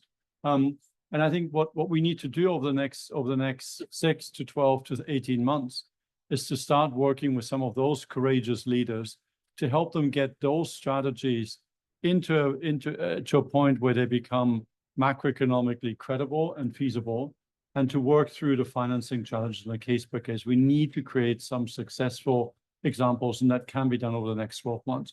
That will then get us exactly to the point that the governor has laid out. Everything seems impossible until it's actually done. Thanks, Matthew. Yeah, so I want to push back a little bit on the sort of lack of money idea. I was asked by, I think the country should remain nameless, but by a G7 finance ministry about 18 months ago to come on a call to advise them about how we could do major debt relief across the world. But my terms of reference started with the phrase, it mustn't cost us any money. And I kind of struggled for about an hour, suggesting various structural things we could do, legal things we could do. And in the end, we agreed to part company. But there's a great deal of money out there if we have the political will to use it. It's not just SDRs. The IMF has gold, which has never been worth so much in its history. The World Bank has capital, which is not being adequately used as part of the new financial model. All the MDBs have a lot of that. There are global wealth taxes being discussed, but not being implemented, which, you know, I watched a panel the other day where people were saying, oh, we do global wealth taxes. How will we then get the money to developing countries? Well, excuse me, when France and Germany increased tax rates before COVID and during COVID, they managed to put half of that towards increasing their development budgets. So there is a hell of a lot that could be done out of there to mobilize more money. It's not that we're short of money, we're short of political will to use it. And then secondly, on the bad spending. And I mean, I do agree that the numbers show exactly what Mark said they showed, but let's be really frank about this. A huge number of countries have invested in infrastructure which has been of the white elephant nature. You know, it's not all infrastructure is good. Great number of countries have built, you know, the classic one being Cote d'Ivoire, the 6-lane motorway to Houphouët-Boigny's home village. But, you know, there are plenty of projects like that across the world, which were really badly constructed. And then, of course, there are the crooked projects. So let's not forget Mozambique, where they borrowed $3 billion to achieve absolutely nothing. Or Kenya, where the government essentially borrowed bonds to try to buy the elections a few years ago. Ghana did the same thing. They had a great list of projects ready to go, but unfortunately the minister passed before they were able to implement the projects, and they spent the money on trying to buy the elections. We need to get rid of those really big crooked deals. And we have a proposal which is going to be going through in the next couple of years through the UN Convention Against Corruption to actually deal with what's called predatory debt across the world, which is way beyond what used to be called odious or illegitimate debt, but debt which is contracted crookedly beyond outside national procedures and for reasons that have nothing to do with national development. And I think we really need to make sure that there's some teeth. We can all sit here and have responsible lending and borrowing principles, but if nobody observes them, what we need to stop those types of crooked deals is actually teeth. And the best way to do that is to put a protocol in the UN Convention Against Corruption, which all our governments have already signed up to make sure that that predatory debt can't carry on happening. Okay, thanks. Last word, here. Two things. I think one, on the trade policy side, we do need to take a real look at trade policies, because until we have distortionary trade policies, each time we talk about maybe providing guarantees or even getting cheaper money, if you get a distortionary IRA or a distortionary CBAM, then essentially your guarantee is wasted, because your guarantee is just enough to bring you to where you were before CBAM happened. So you still need another guarantee to take you to where you really need to be. So I think there is an important conversation on trade policies that we need to have if we really do want to talk about equalizing a little bit the conversation as we see. And you know, I think they said 6,000 new trade distorting policies are existing today. 2/3 of which are in the advanced economies. So in some sense, maybe they don't have resources, but if they could just take away some of those trade distorting policies, they in and of themselves, they will deliver some resources. So that's the first one I want to put. The second one, I agree, leadership matters. And leadership matters in the developing world in terms of putting in place the reforms that are needed to crowd in development finance, to crowd in private sector finance. They will not come or they will come at spreads of, higher than 1,000 basis points, or the markets will just shut down in that case. But there's also leadership that is needed in the G20. 80% of the carbon emissions come from G20 countries. G20 countries need to demonstrate leadership by giving us a plan that shows us that within them, their NDCs will take us to a 1.5 planet and not a 2% planet, as we say in this report. So I think it's quite critical for leadership. And Oli was part of this report. Since I see him in the room, I recognize him and a number of other people. So yeah, those two things, trade policy and leadership on both sides. Great, thank you. So let me just conclude by thanking Sarah Burt from Frederick Adrian Stiftung and Mark Guzan for organizing this sixth roundtable on debt. And thanks to all of our panelists for participating. Thank you.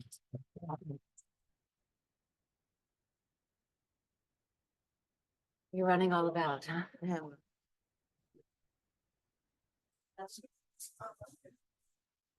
We'll see you, man. Yeah. So this is it. Yeah, I'll send you. Well, right.